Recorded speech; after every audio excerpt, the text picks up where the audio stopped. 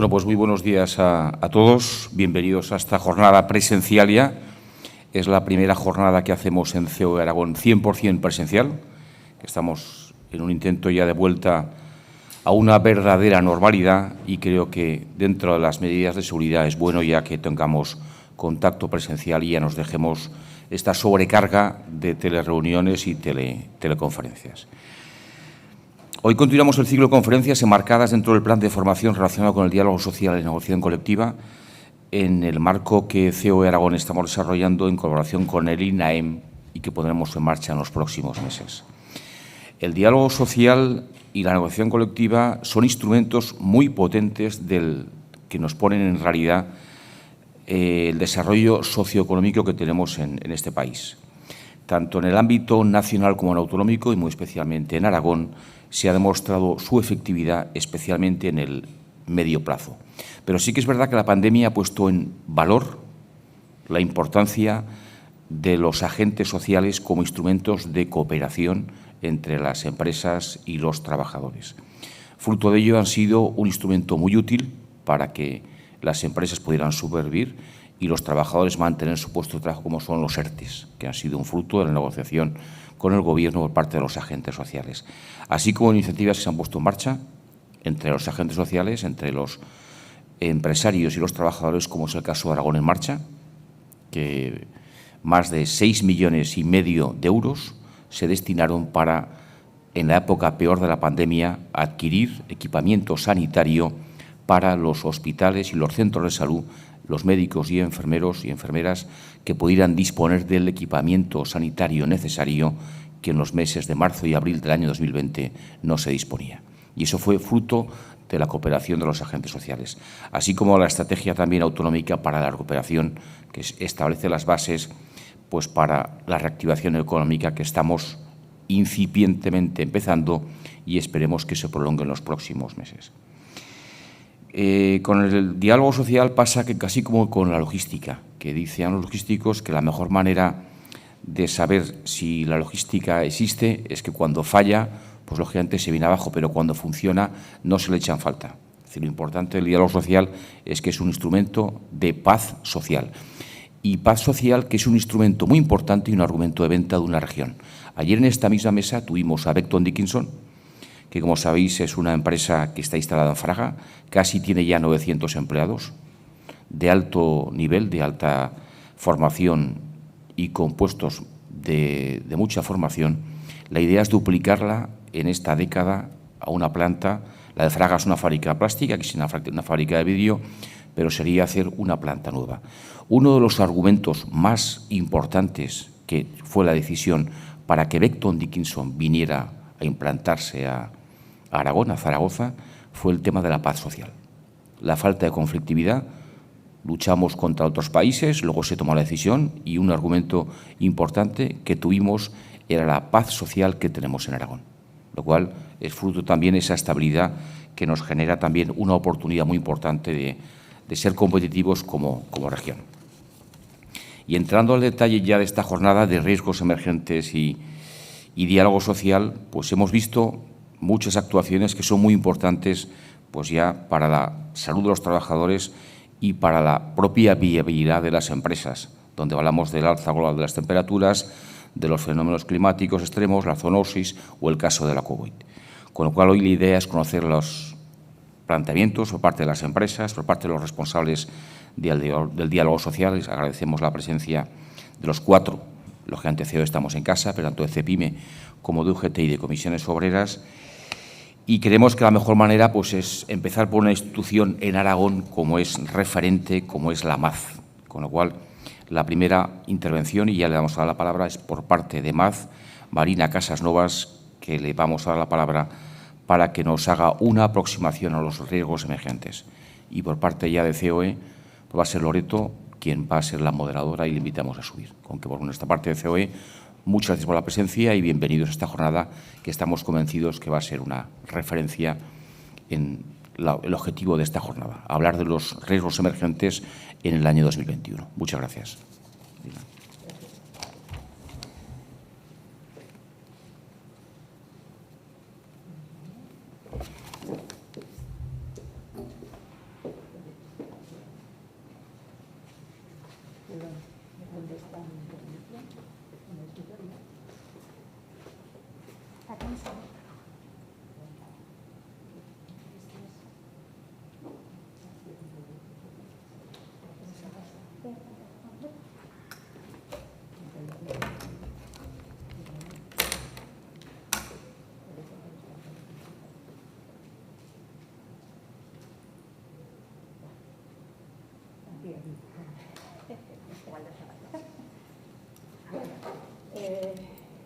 Como decía Jesús, yo pertenezco soy técnico de prevención y pertenezco al área de actividades preventivas de la mutua. Me voy a aplicar la mascarilla. Dale al micro y acércate.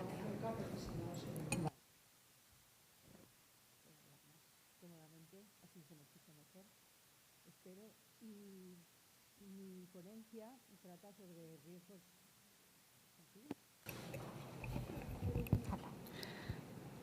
¿Ya? Sí.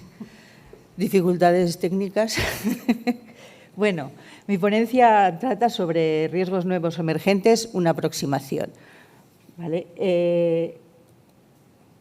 Me gustaría empezar porque cuando hablamos de riesgos nuevos y emergentes, pues quizás no tenemos muy claro qué es un riesgo emergente. Normalmente lo de riesgo nuevo sí, parece que es un riesgo que nunca hubiera existido y que de repente aparece por determinadas circunstancias, pero quizás la parte más importante es la de riesgos emergentes. La definición del Observatorio Europeo de Riesgos para la Agencia de Seguridad y Salud en el Trabajo y la Agencia Europea lo define como un riesgo de seguridad y salud. En el trabajo emergente es cualquier riesgo nuevo que va en aumento. Hay dos cuestiones, el nuevo y el aumento. Si esta definición la vamos desglosando, entendemos por nuevo, se entiende por nuevo, un riesgo que no existía anteriormente, es decir, la acepción clásica de la palabra nuevo, y está causado por nuevos procesos, tecnologías, tipos de lugar de trabajo o cambios sociales y organizativos. ¿Vale? Estos serían riesgos que han aparecido a raíz de determinados cambios sociales. Quizás ya existían, pero, como nos dice más abajo, pueden constituir un problema persistente. Es decir, que pasa a considerarse como un riesgo debido a cambio en las percepciones sociales y públicas. Este es el caso, por ejemplo, del estrés. El anterior sería asociado a nuevos procesos, generalmente, o a nuevas tecnologías, a nuevos materiales que generan nuevos riesgos. El segundo es cuando ya ese cambio, si se refiere siempre a temas relacionados con psicosociología, estrés, violencia, siempre ha existido, pero aquí es donde se enlaza con emergentes, cuando esos cambios sociales, esos cambios en la organización del trabajo, cambios demográficos de todo tipo, hacen que ese riesgo tenga, o sea, que la exposición al riesgo sea más alta, tenga más incidencia. Y por último, aquellos riesgos que se destacan a través de un nuevo conocimiento científico, que da lugar a una cuestión no novedosa que de repente, a través de ese conocimiento científico, no de repente, sino por medio de la investigación, se detecta como un riesgo. Eso está asociado a nuevos materiales, agentes químicos, que se descubre pues, cuestiones relativas a su siniestralidad. Vale. Emergente. Aumenta el número de factores de peligro que dan lugar al mismo. La exposición al riesgo aumenta y el efecto del factor de peligro sobre la salud de los trabajadores empeora. Es más grave, puede ser más grave, y el número de personas afectadas. Es lo que decíamos, hay un mayor nivel de exposición, hay más factores que contribuyen a él y normalmente las novedades y los cambios de los riesgos nuevos y emergentes están asociados a esos cambios y esas novedades en procesos. Por ejemplo, la digitalización, que luego veremos. Me gustaría primero plantear una serie de cuestiones más genéricas y luego entrar en determinadas cuestiones que luego me imagino que las diferentes mesas sectoriales se abordarán con más profundidad. Los asociados a la tecnología, la digitalización, la robótica, la automatización y a los lugares de trabajo. Por ejemplo, un cambio que afecta a los lugares de trabajo, que aparece como emergente en el sentido de emergente, es un riesgo que ya conocíamos, que ya existía, pero que una mayor exposición, esos cambios sociales que se han producido, en este caso muy de la mano de la pandemia y del COVID, pues tenemos todo el tema del teletrabajo, que supone ahí un factor de riesgo muy importante, sobre todo en temas psicosociales y musculoesqueléticos, de ergonomía. Por lo tanto, a mí me gusta mucho trabajar con la encuesta SENER sobre riesgos nuevos y emergentes. Esta es la tercera encuesta. Hay que precisar que esta encuesta, los resultados de esta encuesta, de la 3, es una encuesta que se realiza en los 28 países miembros de la Unión Europea, con unas preguntas relacionadas pues, con los riesgos y con la siniestralidad, las percepciones de riesgo y de siniestralidad que tienen los trabajadores y empresarios de los 28 países de empresas, están representadas las empresas de todos los sectores. Y bueno, esa encuesta nos plantea un dibujo, una fotografía de cómo están. La última, la del 2019, como veis, es prepandemia. Por lo tanto, no va a recoger todos los no nuevos riesgos, sino riesgos. El nuevo riesgo en sí es el COVID, es el riesgo de infección. Ese sí, no lo va a recoger porque todavía no estaba. Pero sí que vamos a ver cómo es posible que el factor impulsor de la pandemia sobre estos riesgos emergentes, que ya se destacaban anteriormente. Nos habla en esta encuesta, luego veremos los resultados. Es bueno comparar los resultados siempre cuando nos propones, para que veamos ese factor de emergencia y de crecimiento de un determinado riesgo y cómo se destaca. Pues digo que es muy valiosa a la hora de conocer esos cambios y esas dinámicas que se van estableciendo a lo largo del tiempo, seguidas de la mano de esos cambios y esos procesos tecnológicos, sociales, demográficos, ¿vale?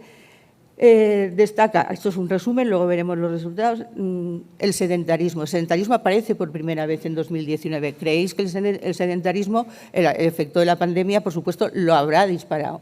Aparece como un nuevo riesgo al que tenemos que atender y tener en cuenta porque tiene efectos muy significativos sobre la salud, de los trabajadores y las trabajadoras expuestas. Cada vez los riesgos, a veces también unidos a la automatización, a la digitalización, nos va a hacer que ese sedentarismo sea más alto. Es un factor de riesgo bastante importante, que además, si unimos sedentarismo a otro factor de cambio, que es el envejecimiento de la población, nos vamos a encontrar que vamos a tener problemas más importantes sobre la salud de los trabajadores. Tenemos que extender nuestra vida laboral, parece ser, tenemos que trabajar durante más años, la población trabajadora tiene más edad y además está expuesta a un factor de riesgo, el del sedentarismo, que no es precisamente favorecedor de su salud.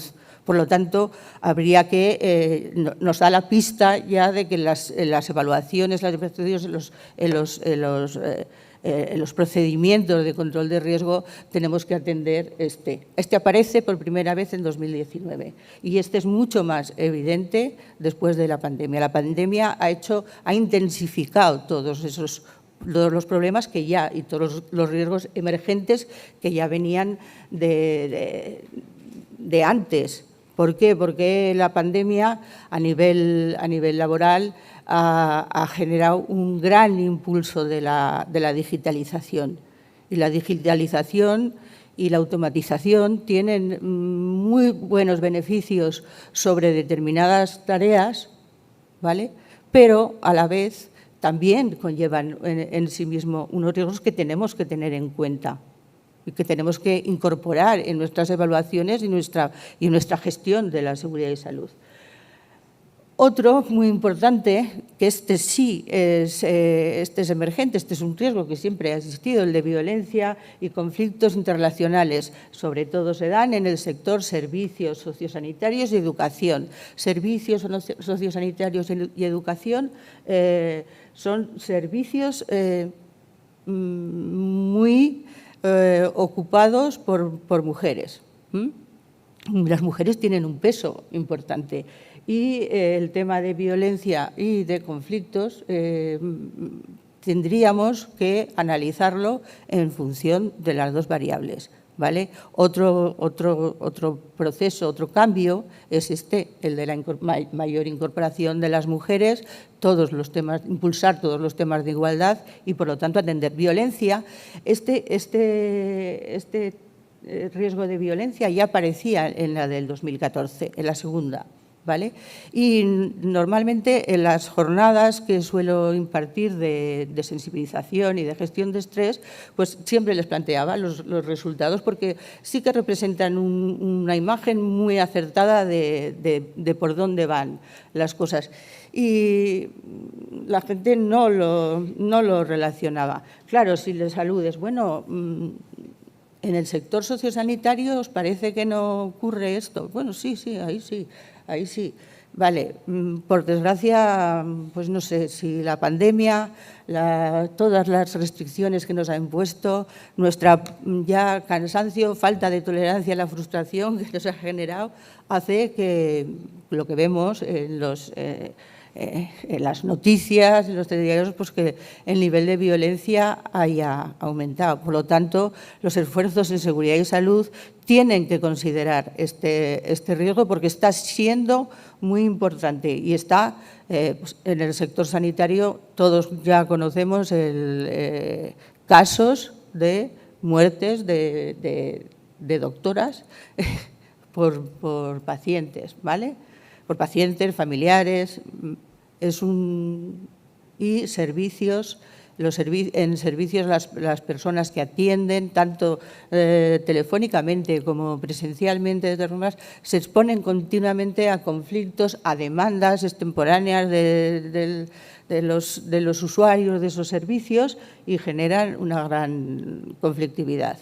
Mucho trabajo emocional, ¿vale? Por lo tanto, nuestra forma me estoy adelantando al final, pero es que no quiero que se me quede en el tintero, todo este tema de violencia y conflictos, deberíamos cualificar a las personas que están en estas áreas donde más se producen en una adecuada gestión de conflictos, en una comunicación, cómo actuar en una situación de violencia, qué hacer, qué no hacer, cómo protegerse de ese riesgo. Y la protección de ese riesgo, bueno, también proveer de sistemas de protección, de alarma, de aviso, de seguridad, lo que queramos, pero también de cara a abordar el impacto emocional que todos estos conflictos tienen en las personas que los sufren, unas habilidades de afrontamiento de esas situaciones y de protección,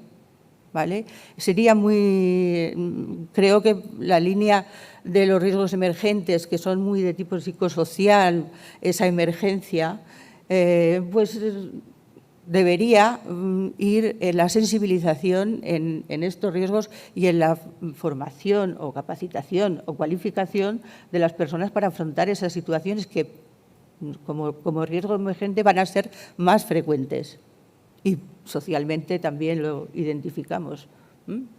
Movimientos repetitivos de miembro superior. Pero sigue aumentando respecto al 2014. Manipulación de cargas y movilización de pacientes. Estamos otra vez en lo mismo. Movilización de pacientes también lo incluimos en el sector sanitario, sociosanitario, ¿vale? Ahí también la cuestión de género es importante. Los cambios en los procesos nos están dando pues, mejores recursos para trabajar y para movilizar cargas, e incluso hemos dicho que nos disminuía el trabajo físico, pero aún así hay que introducir en esas líneas todo el tema de en las ayudas, en la movilización, para controlar ese riesgo de movilización de pacientes que tienen unos trastornos musculoesqueléticos muy importantes, que inciden, si lo situamos en el sector sociosanitario, inciden en mujeres y, sobre todo, en mujeres. Es un sector donde hay muchas mujeres de edad. Los dos factores, la edad, el envejecimiento y la feminización de esos trabajos, ¿vale? Presión de tiempo, horarios y jornadas irregulares.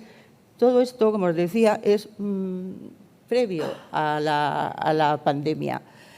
Pero creo que ninguno de ellos escaparía a un aumento después de la pandemia. Todos podemos pensar que se han visto el tema de movilización de pacientes, todo lo sanitario, todo el abordaje sanitario de los pacientes, el tema de movimientos repetitivos de la mano del brazo, la digitalización, el teletrabajo, todas esas formas van a abundar en esa cuestión.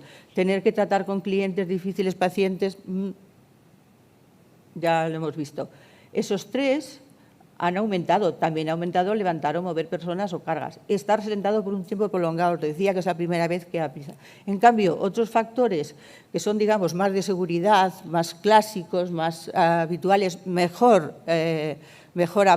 ya con mucha trayectoria de abordaje en el entorno laboral, como por ejemplo el ruido se mantiene, ¿vale? Hay una exposición al ruido, pero no fluctúa, estamos ahí. El riesgo de accidentes con vehículos en el trabajo desciende. Si pensamos ahora después de la pandemia, todavía más, porque por el parón que se ha producido, todas esas cuestiones. Trabajo bajo presión de tiempo aumenta. Este es el que pensamos que en determinados momentos de la pandemia ese trabajo bajo presión de tiempo se va a elevar. Es la queja que hemos oído muchas veces de sobrecarga de trabajo venida de la mano del teletrabajo, de la digitalización, de la dificultad de… Horas de trabajo largas y regulares, pues aquí descendía, pero yo creo que si esta encuesta la hiciésemos ahora, largas, sobre todo la parte de irregularidades de la mano del teletrabajo, va a ser más alta.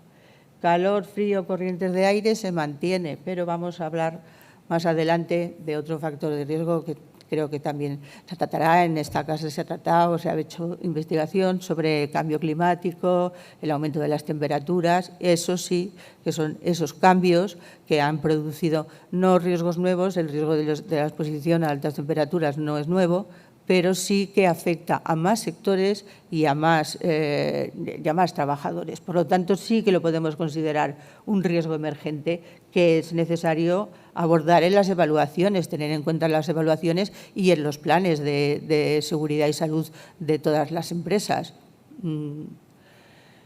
Esto es un resumen, el aumento del riesgo asociado al trato con pacientes, clientes y alumnos, sedentarismo es muy importante, yo voy a insistir mucho en ese tema, trabajo bajo presión y movimientos repetidos de miembro superior. La prevención de riesgos laborales y la innovación tecnológica deberían ir de la mano. Es importante, lo que os decía, que en las evaluaciones de seguridad y salud en el trabajo se realicen las primeras fases del ciclo de desarrollo de una tecnología o producto, de modo que el ritmo de evolución no deje atrás a la seguridad y salud del trabajador, ¿vale? No vayamos a los efectos, vayamos a la prevención, ¿vale? Cuando conozcamos esos cambios. Estamos en un momento de gran cambio, a raíz de la pandemia y a raíz de otras cuestiones que luego vamos a ver. Ha habido una rápida introducción de nuevas tecnologías y productos. Esas nuevas tecnologías van a incidir en los puestos de trabajo, van a hacer cambios importantes en los puestos de trabajo, se van a crear nuevos y se van a modificar otros que había. Esos nuevos puestos, esos puestos modificados van a requerir otras cualificaciones, otras capacidades de los trabajadores. Y aquí nos podemos encontrar con una polarización importante en esa recualificación, sobre todo si, por ejemplo, estamos pensando en toda la digitalización que se ha impuesto en todos los sectores, pues podemos encontrar que trabajadores tengan difícil adaptación a esos cambios por falta de cualificación. Por lo tanto, el impulso dentro de prevención y de seguridad y salud en el trabajo también debería ir en ese sentido, en el sentido de cualificar o recualificar a trabajadores para que tengan una adaptación un poco más saludable, más favorable a esos cambios.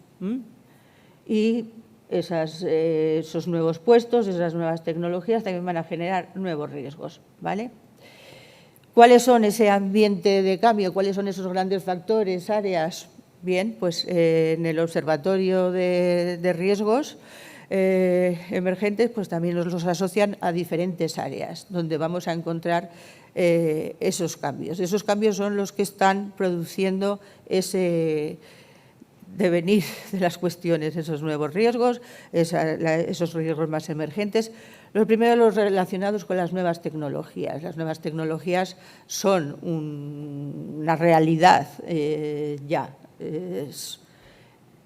Esas nuevas tecnologías se inscriben en 3 marcos: digitalización y tecnologías de la información y la comunicación, masivas ya en todos nuestros trabajos; automatización y robótica, sobre todo en entornos más industriales; y todo lo relacionado con la nanotecnología. La nanotecnología también es un campo donde ahí es donde, eso sí que podríamos llamar riesgos nuevos, porque aparecen nuevos productos, nuevos materiales, nuevas cuestiones que sí que van a generar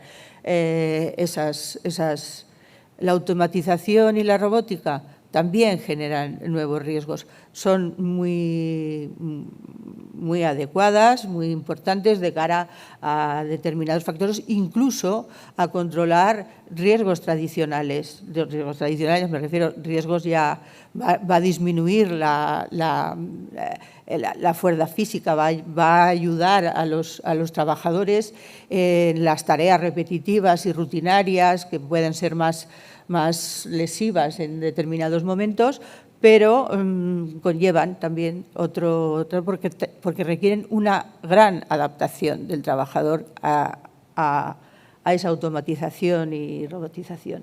Y la digitalización y las tecnologías de la información y de la comunicación, pues evidentemente también.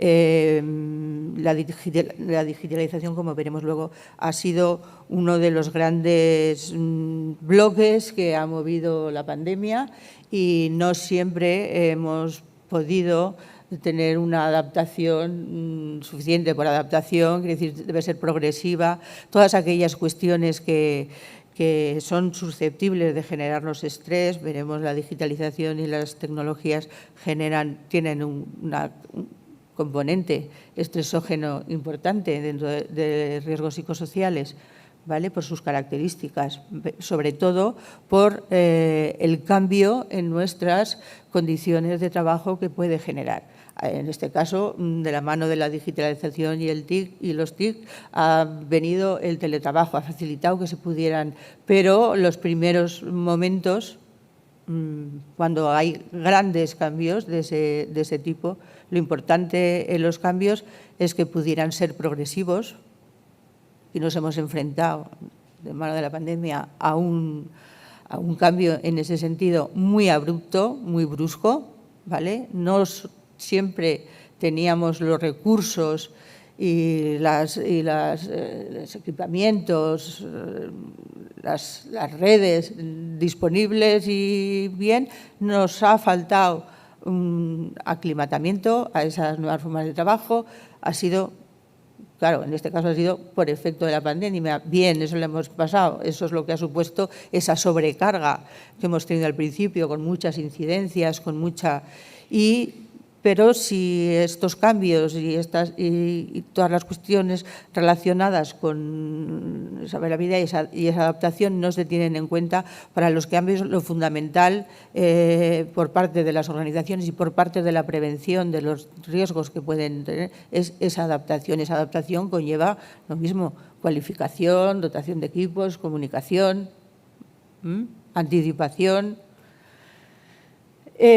Cambios demográficos, pues la gestión de la edad, el envejecimiento poblacional, es con lo que nos estamos encontrando ahora, problemas más relacionados con eso, con el envejecimiento, con movimientos, con procesos migratorios, con trabajadores migrantes y con todo lo relacionado con el género. Se están trabajando mucho en el tema de la igualdad, de los planes de igualdad, pero desde prevención de riesgos laborales, una opinión particular, creo que falta trabajo en este tema. No es lo mismo, las evaluaciones deberían incorporar esta variable, en muchos casos deberían ser muy específicas.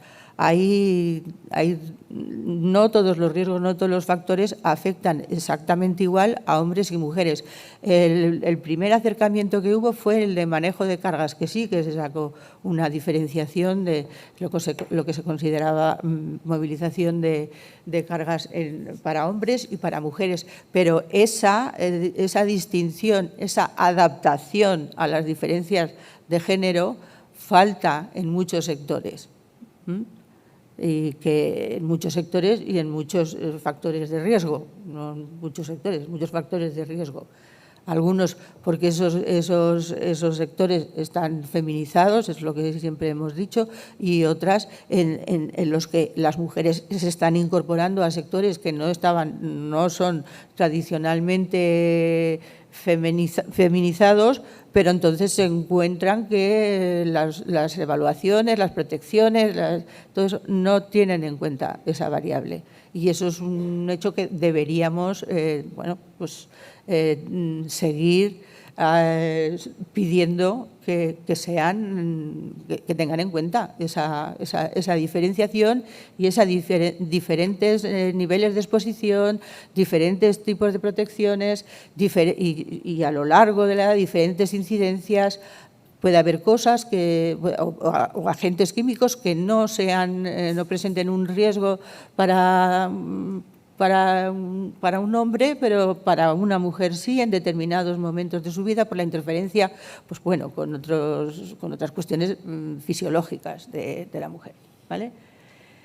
El otro área, el desarrollo sostenible, es otra de las grandes áreas en las que nos encontramos con cambios muy importantes relacionados con todo el cambio climático, luego lo veremos un poquito, contaminación del aire, la mayor contaminación del aire y lo que puede influir, lo que nos puede hacer emerger determinados riesgos relacionados con procesos de respiratorios, alérgicos, de todo este tipo, que confluyen o tienen también como origen ese factor de contaminación del aire. Cómo el factor de contaminación del aire puede influir en la exposición a otros contaminantes, ¿vale?, que confluyen que utilizamos en la industria habitualmente y no. La degradación ambiental y la economía verde. La economía verde es algo que todos estamos en la sostenibilidad y tiene una etiqueta verde, es muy atractivo todo lo que tiene que ver con las economías verdes, las energías renovables, pero desde el punto de vista de la prevención de riesgos laborales tienen sus particularidades y sus riesgos muy específicos sobre todo los vamos a encontrar relacionados con la gestión de residuos. La gestión de residuos y la exposición a sustancias tóxicas, derivados desconocidas, es un tema dentro de prevención de riesgos laborales muy importante, ¿vale?, donde todavía no está muy claro, por ejemplo, el tema, desmantelar unos paneles fotovoltaicos, ¿vale? tienen en el desmantelamiento, pues están construidos fabricados con teluro de cadmio. El teluro de cadmio, ¿cómo lo tenemos que tratar? Igual que en su momento, cuando con el tema del amianto, también se hicieron procedimientos para desmantelar, pues tenemos que tener en cuenta que aquí y estamos ante muchos desconocidos. Y todos los cambios en la organización del trabajo, jornadas y horarios, bueno, hay ahora mismo tendemos a la flexibilidad, el teletrabajo nos facilita esa flexibilidad, la conciliación de la vida laboral y familiar y personal, pero también ese teletrabajo a veces se desdibuja los límites y acabamos en jornadas irregulares cuando, sobre todo, pues no tenemos mucho control sobre la carga de trabajo que recibimos y se hacen jornadas más extensas donde se invade el terreno de lo personal, porque resulta mucho más fácil de invadir cuando estamos trabajando en nuestro medio doméstico y familiar. Entonces, puede representar un riesgo de estrés bastante importante.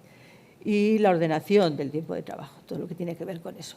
Los cambios que en sí nos ha traído la pandemia, los puestos, hemos requerido todos de nuevas protecciones, necesitamos utilizar mascarilla en sitios cerrados, en todo tipo de ambientes. Antes mascarillas pues, se utilizaban en determinados ambientes donde había ese riesgo de exposición biológica o a contaminantes, ¿vale? Nuevas normas de seguridad, la distancia, el aislamiento, sobre todo en las primeras fases, las dificultades de contacto social, en fin. En la organización del trabajo, implantación del teletrabajo y el auge de las plataformas de trabajo online. Las plataformas de trabajo online también son un área, un proceso, un tipo de organización del trabajo que desde el punto de vista psicosocial puede tener muchos riesgos para los trabajadores que están en ellos, todos los conocemos, ¿no? Desde riesgos derivados de la contratación, la disposición de tiempo, el poco control, el seguimiento. Bueno. Y todo esto está inscrito, toda la pandemia lo que ha generado, lo que se considera un entorno VUCA. Los entornos VUCA son los que se definen como entornos de crisis, con mucha volatilidad, muchos cambios, esa gran volatilidad en las condiciones, en los factores, en los orígenes, genera mucha incertidumbre. ¿Qué pasará? Esa incertidumbre es inseguridad. La inseguridad es uno de los factores de riesgo psicosocial más importantes que hay. Por una parte, la seguridad en el trabajo, la seguridad en las condiciones, la seguridad contractual es un factor protector de estrés, pero la inseguridad tiene ese doble sentido. Cuando estamos en ambientes que nos remiten a esa inseguridad, los niveles de estrés, por sobrecarga, por todo tipo de cosas, se acentúan y generan un mayor malestar psicológico. Inciertos, ambiguos, complejos. Todo esto, toda la cuestión de la pandemia es lo que nos ha un poco abocado a una mayor digitalización. Entonces vamos a ver un poquito, lo hemos visto, cuáles son desde el punto de vista psicosocial los riesgos asociados a la digitalización, especialmente al teletrabajo y a las tecnologías de la información y la comunicación. Cuestiones a tener en cuenta también en las evaluaciones de riesgos y en las, por el teletrabajo ya ha tenido una regulación en la que se tocan determinados aspectos, pero es importante esa regulación porque han hecho aflorar determinados factores de riesgo, determinados aspectos que son muy importantes de cara a la salud y sobre todo de cara a la salud y al bienestar psicológico de los trabajadores. Se puede alterar el equilibrio vida personal-laboral, ya lo hemos visto. La flexibilidad horaria y los horarios irregulares pueden afectar a otros hábitos, por ejemplo, hábitos saludables de sueño, de alimentación, de ejercicio. Esta difusión de los horarios, esta flexibilización, esta intromisión de unos y otros nos puede hacer pensar en una disponibilidad continua. Esa disponibilidad continua resulta en sobrecarga, básicamente. La carga de trabajo puede ser más alta, especialmente esto lo que acabo de nombrar, en plataformas online de trabajo bajo demanda. Hay una disponibilidad máxima, hay una pérdida de autonomía, que es la autonomía en el trabajo, es una forma de control sobre nuestras condiciones de trabajo, es un factor de riesgo que nos protege de cara al estrés. Unas altas demandas con unas buenas dosis de autonomía no tienen el mismo efecto en nuestra salud y en nuestros niveles de estrés que unas altas demandas cuando no tenemos nosotros ese control que nos proporciona la autonomía decisional, la autonomía horaria, la autonomía para manejar esa carga de trabajo. El trabajo y las tareas se dirigen y monitorizan por medio de dispositivos inteligentes. Esa es otra de las cuestiones que nos plantea el teletrabajo, esa monitorización continua de la productividad, de los resultados. Trastornos musculoesqueléticos y visuales, muy relacionados pues, con el trabajo con pantallas de visualización de datos, pero además los trastornos musculoesqueléticos y visuales, pues, como comentaba ayer con un compañero, todas las empresas han invertido mucho en mobiliario, en condiciones de trabajo, para el trabajo con pantallas de PVD, en adecuar las condiciones ergonómicas de los puestos con pantallas de visualización de datos. Pero el teletrabajo, esa falta de evaluación, a veces esa falta de información del trabajador, esa falta de formación de cómo tiene que tener, o esa falta de medios. A veces no tiene un lugar específico donde poder trabajar, tiene que hacerlo en medio del entorno. Todo eso, bueno, pues va a incidir muchísimo en volver a algo que estábamos bastante, yo creo que bastante... todas las empresas bastante adaptadas, las sillas, la altura, las mesas, toda esta cuestión, pues en el teletrabajo se nos ha ido de las manos ese control que teníamos sobre esas condiciones de trabajo, y ya no lo tenemos desde el punto de vista preventivo. Por lo tanto, hay que hacer, entiendo, más hincapié en la sensibilización de los teletrabajadores, en el mantenimiento de unas buenas posturas, en saber acondicionar muy bien su puesto de trabajo, adaptarlo a sus características y buscar habría que tener en cuenta una formación específica para teletrabajadores. Igual que hemos hecho siempre una formación específica para trabajadores de oficina, ahora habría que diferenciar esa formación entre trabajadores de oficina y teletrabajadores porque requieren de, por lo menos, tener esa... Remitimos siempre a la autoevaluación en puestos de teletrabajo, pero esa autoevaluación debe ser, el trabajador debe tener unas buenas herramientas de autoevaluación, tiene que tener claros cuáles son los requerimientos que necesitan ese puesto, ¿vale? El sedentarismo está muy asociado al teletrabajo, sentimientos de aislamiento, pérdida del contacto y el apoyo social, el factor social de la empresa, el apoyo social, hemos dicho, no lo he dicho, pero es uno de los mayores moderadores de estrés que hay, ¿vale? Una sobrecarga de trabajo con un buen apoyo social por parte de compañeros, por parte del liderazgo, tiene una mejor gestión y puede tener menos incidencia en el sentimiento, sentimientos de malestar del trabajador si tiene un buen contacto social. A veces eso se pierde en el teletrabajo, es un trabajo más en aislamiento, ¿vale? Aunque también es un poco contrasentido, porque el teletrabajo y las tecnologías de la información y comunicación sí que nos facilitan mucho la comunicación, pero sí que hay que hacer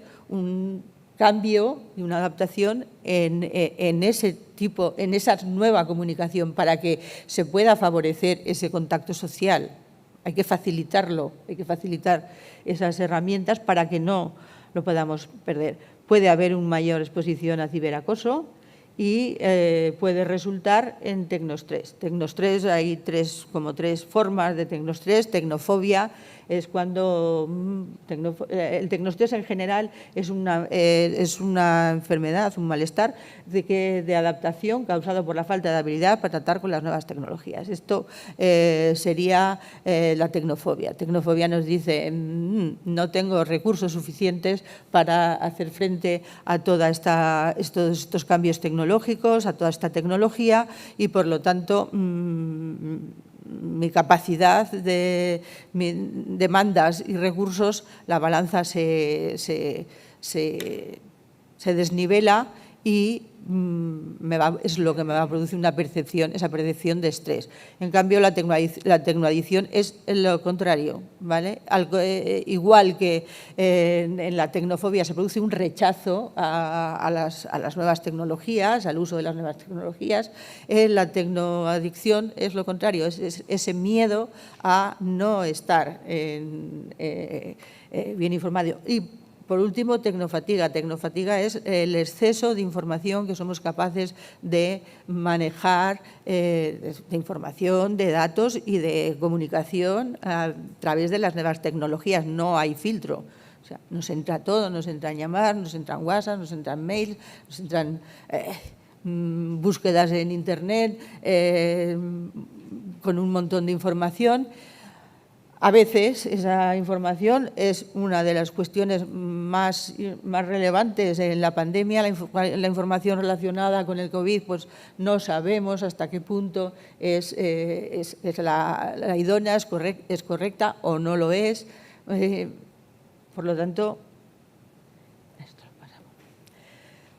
como decía, la digitalización también tiene sus beneficios. Reduce la exigencia repetitiva o rutinaria de las tareas, puede reducirla, puede proporcionar niveles más altos de autonomía y flexibilidad horaria si está bien, si se produce una buena adaptación, si el trabajador recibe hay muchos trabajadores que demandan el teletrabajo precisamente por esa cuestión. En otros casos, si no se adapta muy bien a las nuevas condiciones, pues nos podemos encontrar con lo que tenemos, con lo que acabábamos de hablar, con esos horarios flexibles, con esa invasión de la vida personal.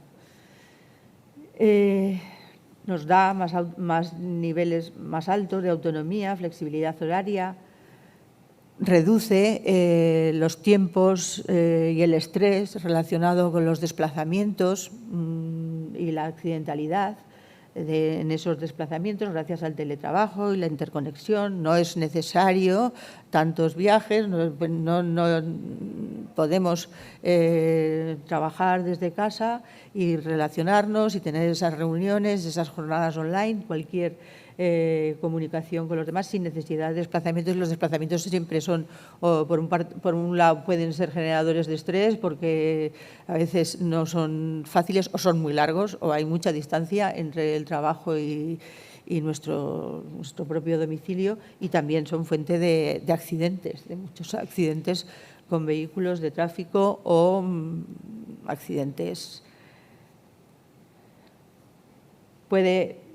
Podría mejorar el acceso al mercado laboral de personas de edad avanzada.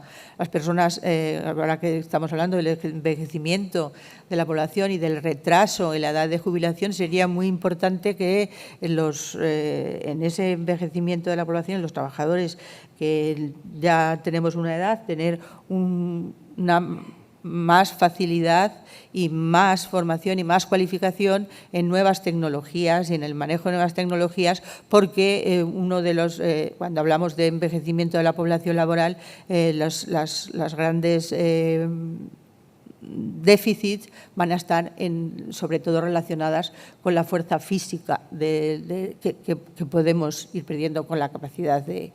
Entonces, las nuevas tecnologías y la digitalización sí que no nos permiten, no nos requieren ese esfuerzo físico que es más necesario. Lo mismo ocurre también en procesos cuando automatizamos todo lo que tiene que ver con las nuevas tecnologías. Podemos verlo, debemos verlo como una forma de poder mantener durante más tiempo nuestra capacidad de trabajo, porque no nos facilita esos requerimientos que probablemente trabajadores discapacitados o con responsabilidades de cuidado, ¿vale? Mejora el acceso en cuanto ya a la seguridad de salud en el trabajo, a los sistemas de prevención, mejora el acceso a la información de prevención, nos facilita a los prevencionistas tener un mayor contacto, proveer de más información a los trabajadores más rápidamente, más real, y la formación exactamente igual y la comunicación con los trabajadores. Por una parte, son esas las cuestiones en las que nos puede facilitar. Bueno, la automatización pues nos va a traducir las mejoras en la seguridad que ya he comentado, pero también nos puede traer nuevos riesgos, campos electromagnéticos, accidentes por desconocimiento y comprensión de los algoritmos y exceso de confianza en la infalibilidad del robot. Algunos hablan también de lo mismo, el aislamiento. No sé si lo he comentado, pero el teletrabajo nos va a proporcionar lo mismo, aislamiento e inseguridad. La robotización genera, la industria 4.0 genera mucha incertidumbre sobre el mantenimiento de los puestos de trabajo. Ese mantenimiento de los puestos, esa inseguridad que los trabajadores pueden pensar, vamos a ser sustituidos por un robot, por una máquina que es más rápida, a la que yo tengo, en el caso de los robots colaborativos, sí que genera una intensificación del trabajo del humano, por decirlo así, pero esa inseguridad y generan esa sobrecarga, pero esa inseguridad en los puestos de trabajo lo que requiere es lo que hablábamos al principio, una recualificación de los trabajadores. El problema está en que esos puestos de trabajo que se van a ocupar, que se van a automatizar, serán sustituidos por otros de control y esos nuevos puestos de trabajo van a requerir nuevas capacidades. Entonces, podemos proveer de mayor seguridad en el empleo a trabajadores, ofreciéndoles y abriendo vías de cualificación en ese sentido, en el sentido de la informática, de la digitalización y de todo eso. Es muy importante hacer ese esfuerzo, porque si no vamos a tener una brecha. Trabajadores más cualificados se van a poder reconvertir y los trabajadores menos cualificados, cosa que será, entiendo que es su miedo y lo que genera esa inseguridad y ese estrés relacionado con la automatización, se van a quedar en el camino. Los nuevos materiales, voy muy justa, me estoy pasando, tienen una problemática muy concreta y es el desconocimiento, ¿vale? Las patologías, el incremento de la producción original aparición de patologías, ¿vale? De nuevas patologías frecuentemente pulmonares, pero hay poca investigación o la investigación en seguridad de salud, es decir, con nuevos materiales, con nanomateriales, va posterior a la introducción. Se están introduciendo muy rápidamente en los procesos productivos y no hay desconocimiento de las vías de entrada. Entendemos que la mayoría van a ser vía dérmica, vía respiratoria, desconocimiento en esa investigación de las protecciones necesarias y desconocimiento de los efectos en la salud de los trabajadores. Son enfermedades que pueden tener un largo periodo de latencia, como lo son, pues, por ejemplo, cuando la exposición a amianto, que se une a otra problemática. Los trabajadores tienen actualmente más movilidad, es más difícil hacer el seguimiento de exposiciones a estos materiales, sobre todo porque en algunos casos ni siquiera sabemos sus efectos. Entonces, el gran problema de cara a la vigilancia de la salud es esa dificultad en el seguimiento, en la exposición a esos nanomateriales para poder luego atribuir el origen de determinadas enfermedades a esa exposición, a esas cuestiones. Esto es un reto muy importante para la vigilancia de la salud y para la investigación. Sobre todo, entiendo que lo más importante relacionado con los nanomateriales, que es un campo muy importante dentro de la prevención de riesgos laborales, que ocupa un lugar muy importante dentro de la prevención de riesgos laborales, y este sí que es el que atenderíamos a nuevos riesgos, nuevos productos, nuevas cuestiones, precisamente no está compasado el ritmo de generación con el ritmo de investigación en caso de prevención, ¿vale? El cambio climático, lo más importante, y lo que hemos sufrido y lo que estamos haciendo, y lo que estamos ya, creo que sensibilizados, es en el aumento de las temperaturas, que, bueno, tiene una repercusión importante en la salud de los trabajadores, puede tener graves consecuencias: deshidratación, agotamiento, golpe de calor, cáncer de piel, carga de enfermedades más cargas cardiovasculares y nuevas enfermedades transmitidas por animales, nuevas plagas, más uso de pesticidas a raíz de esas nuevas plagas.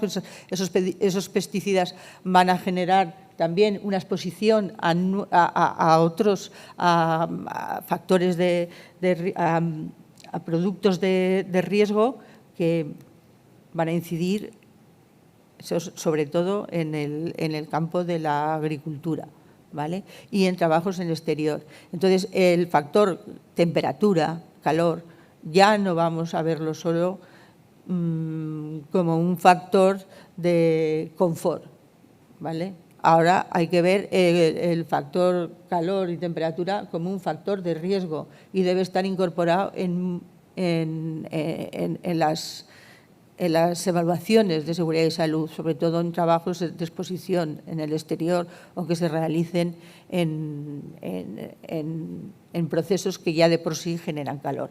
El cambio climático, pues bueno, nos está generando desastres naturales. Estos desastres naturales generan deterioro de infraestructuras, pérdida económica, vidas humanas también, y tienen un impacto.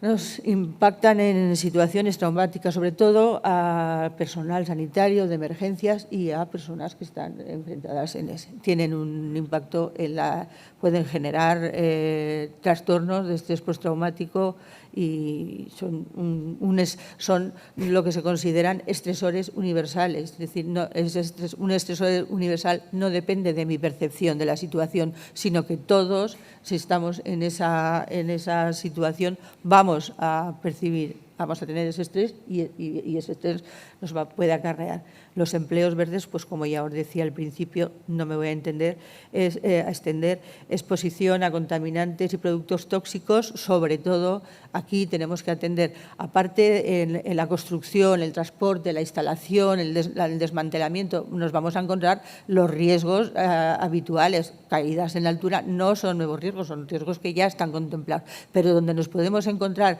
con nuevas exposiciones y con nuevos riesgos es en desconocidos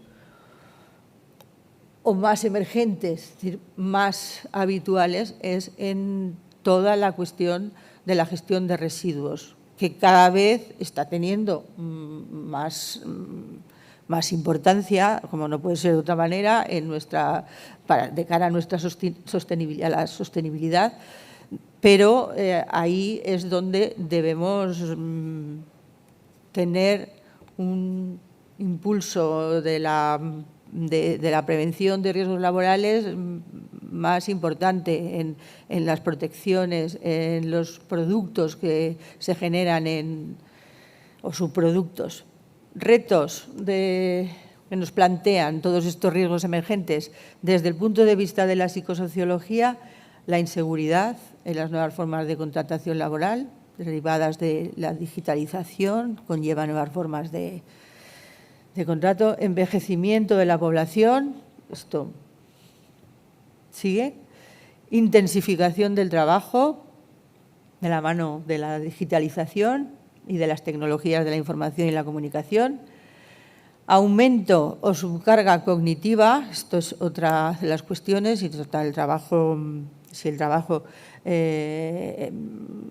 se realiza más a través de aplicaciones, de programas, de software, tiene una complicación, requiere más atención, requiere desequilibrio y conflicto entre la vida personal y laboral, aumento de la violencia y los conflictos. ¿Cómo abordamos esto? ¿Cómo abordamos esta cuestión desde el punto de vista de la prevención de riesgos laborales? Trabajo en solitario con pérdida de apoyo social y una mayor monitorización y seguimiento de la productividad personal. Los retos de la prevención, a mí me gusta incidir mucho en los programas de promoción de la salud. Son muy importantes, hemos hablado de envejecimiento de la población, sedentarismo, más trastornos musculoesqueléticos y problemas relacionados con el estrés, pues potenciar las habilidades de gestión de conflictos y de comunicación eficaz, potenciación de los recursos psicológicos de afrontamiento de estrés, hábitos saludables, habilidades de liderazgo para la gestión del riesgo psicosocial, es muy importante en la gestión de equipos, y trastornos musculoesqueléticos y ergonomía. Son los retos, las áreas en las que parece que toda esta cuestión, porque al final hemos hablado de algunos riesgos de seguridad, sobre todo los relacionados con los contaminantes y con la exposición a nuevos materiales, pero todo lo que conlleva la digitalización, la robótica, la automatización, teletrabajo, básicamente puede ser riesgo psicosocial. Entonces, las evaluaciones de riesgo psicosocial deberían ser más ágiles, más habituales, determinar más estos factores y podernos ofrecer, ser un cauce para implementar, intervenir y facilitar y evitar estos riesgos. Entonces, el tema de riesgos emergentes y riesgos psicosociales y ergonómicos está muy ligado, muy unido, es la reflexión final, muy unido, porque todos esos cambios, el cambio es potencial, siempre el cambio es potencialmente estresógeno si no tenemos una buena adaptación. Y estamos hablando de un entorno, lo que decíamos, volátil, incierto, inseguro, generado por la pandemia y generado por la innovación. Y lo que pasa, la pandemia ha impulsado cosas, aspectos, procesos que ya estaban en marcha. Entonces, bueno, nada más. Si tenéis alguna pregunta. Muchas gracias, Marina, muy interesante. ¿Alguien tiene alguna cuestión que hacerle a Marina? Bueno, yo una muy cortita, si quieres ir poniendo los carteles. Una muy cortita. Una de las cosas que también la pandemia ha generado ha sido muchas veces, y sobre todo para los hombres, el tener que enfrentarse a su propio papel. Es decir, a mí me han comentado muchos que decían, no, yo pensaba que colaborábamos en casa al 50-50 y al estar las 24 horas del día en casa me he dado cuenta de que de eso nada. Entonces se han tenido que replantear realmente cuál era su papel, cuál era su lugar. Esto va a generar también, a la larga podría ser muy positivo, pero va a generar también un problema psicosocial, evidentemente, de tener que aceptarse a sí mismos. Hombre, a ver, Loreto, más que tener que… es todo el tema de corresponsabilidad, ¿no? El tema de corresponsabilidad es un básico dentro del tema de la igualdad, de la conciliación y, sobre todo, del acceso de la mujer al trabajo, ¿vale? Van a tener que aceptarse, van a tener que hacer cambios. El hecho de haber vivido, entiendo que durante el confinamiento, haber visto claramente esa desigualdad, tiene que tener un efecto, entiendo que positivo, dentro de los hombres. No afectar, sino afectar ¿en qué sentido?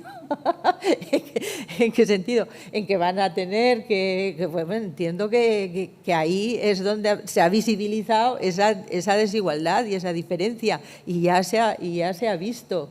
Entonces, van a tener que hacer cambios de conducta y, sobre todo, entiendo que una mayor comunicación en la pareja a la hora de afrontar ese equilibrio, ¿vale? Ahora ya no debe ser solo una demanda, sino que tiene que ser una demanda ya con un sentido y ya admitida. Es decir, que habrá admitido eso, esa desigualdad, ese desequilibrio, ¿vale? Habrá facilitado que los hombres admitan esa desigualdad y a partir de ahí empezar a aceptar y empezar a ver cómo se equilibra la balanza, cómo se puede ayudar. Primero, en cualquier aspecto que pueda generar malestar o personal, primero es aceptarlo. ¿Ven? Las cosas son así, no pelearse, no la discusión, no el conflicto, sino aceptar la situación como es y ver cómo se mejora. ¿Que empeorará la situación de los hombres? Tampoco sé muy bien a qué te refieres. Quiere decir que también ellos van a ser parte ahora de la conciliación. Ellos van a tener que, bueno, pues modificar sus horarios, igual que hacían las mujeres para atender. Pero si es entre dos, si es en pareja, la incidencia se reparte.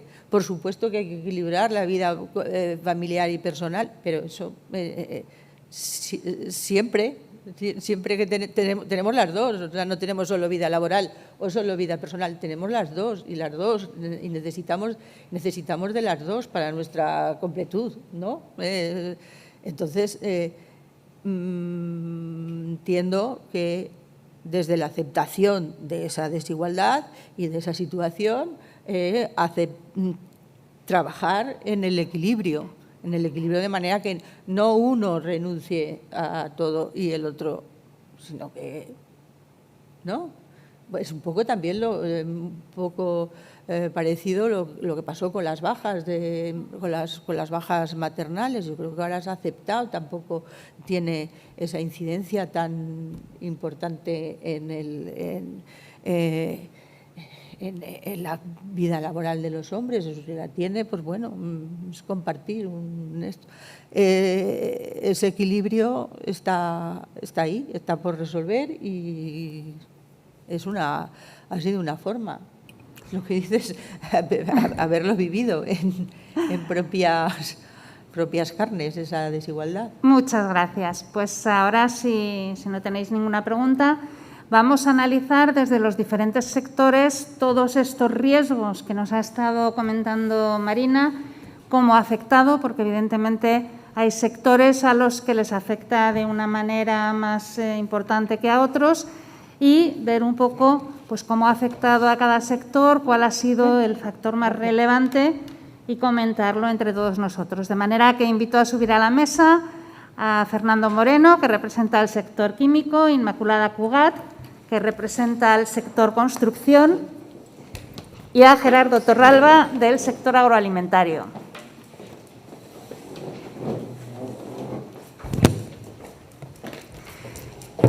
Estaba previsto también contar con el sector de turismo y hostelería. Finalmente no han podido venir, pero bueno, intentaremos dar también unas pequeñas pinceladas de cuál sería la afección de este sector. Yo voy a moderar la mesa y entonces vamos a ahondar en estos riesgos que nos ha comentado Marina. Voy a presentar primero a los miembros de la mesa.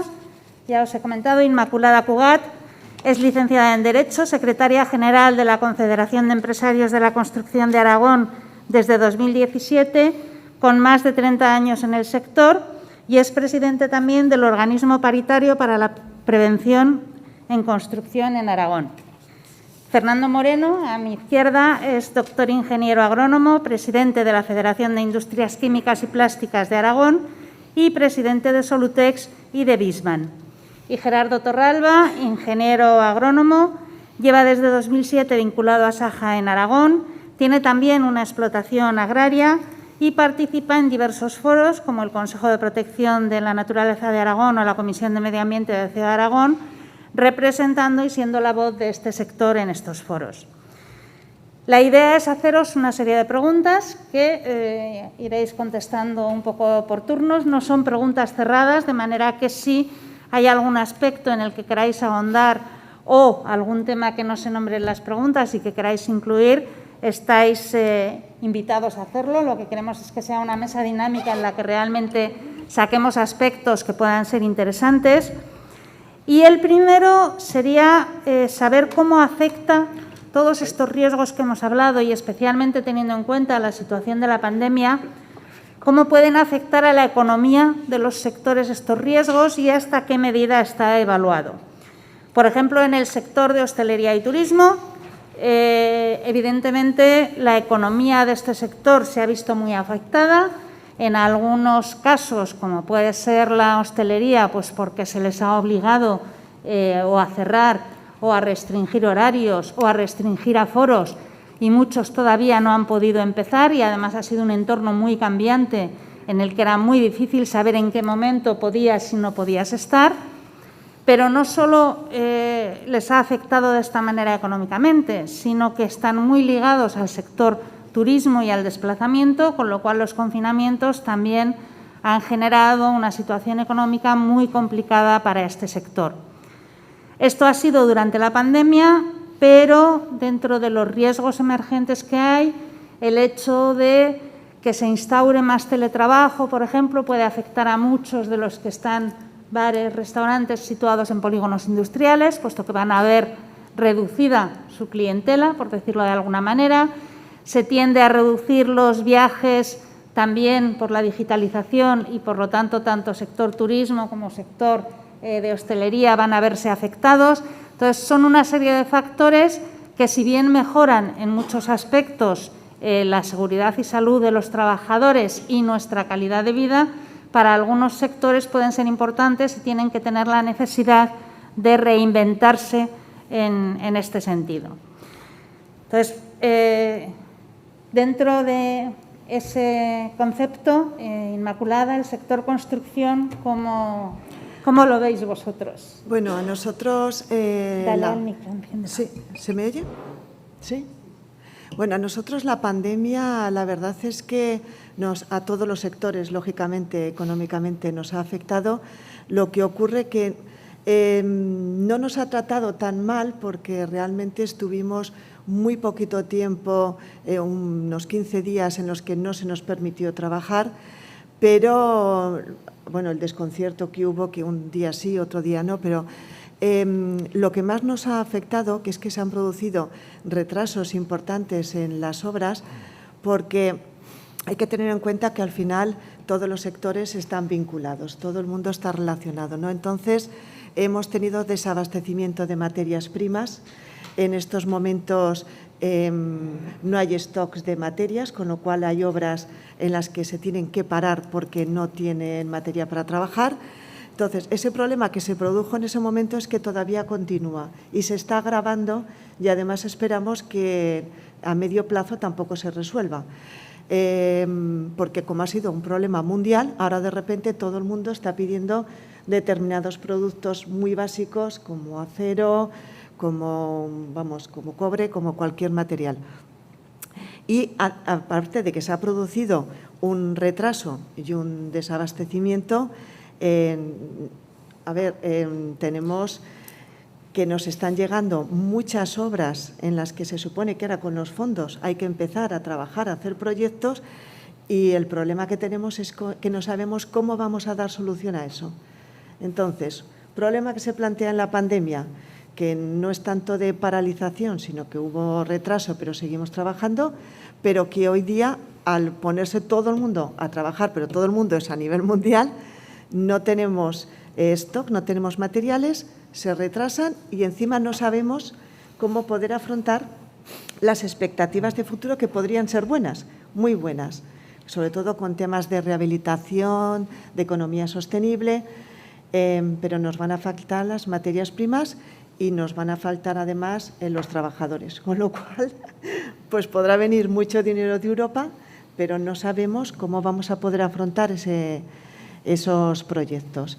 Y si a nosotros nos afecta, nosotros al final tiramos de otros sectores, con lo cual ya está otra vez montado el lío. Entonces va a ser lo tenemos bastante complicado. En estos momentos, además, las materias primas, al no haber, ¿qué ha ocurrido? Se han disparado, algunas se han multiplicado por 5, por 7 su valor, sin embargo los contratos estaban cerrados.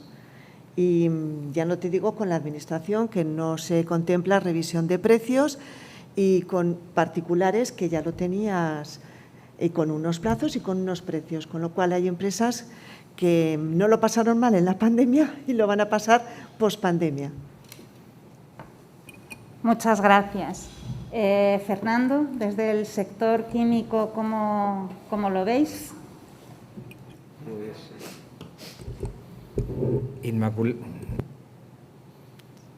Inmaculada lo ha descrito muy bien.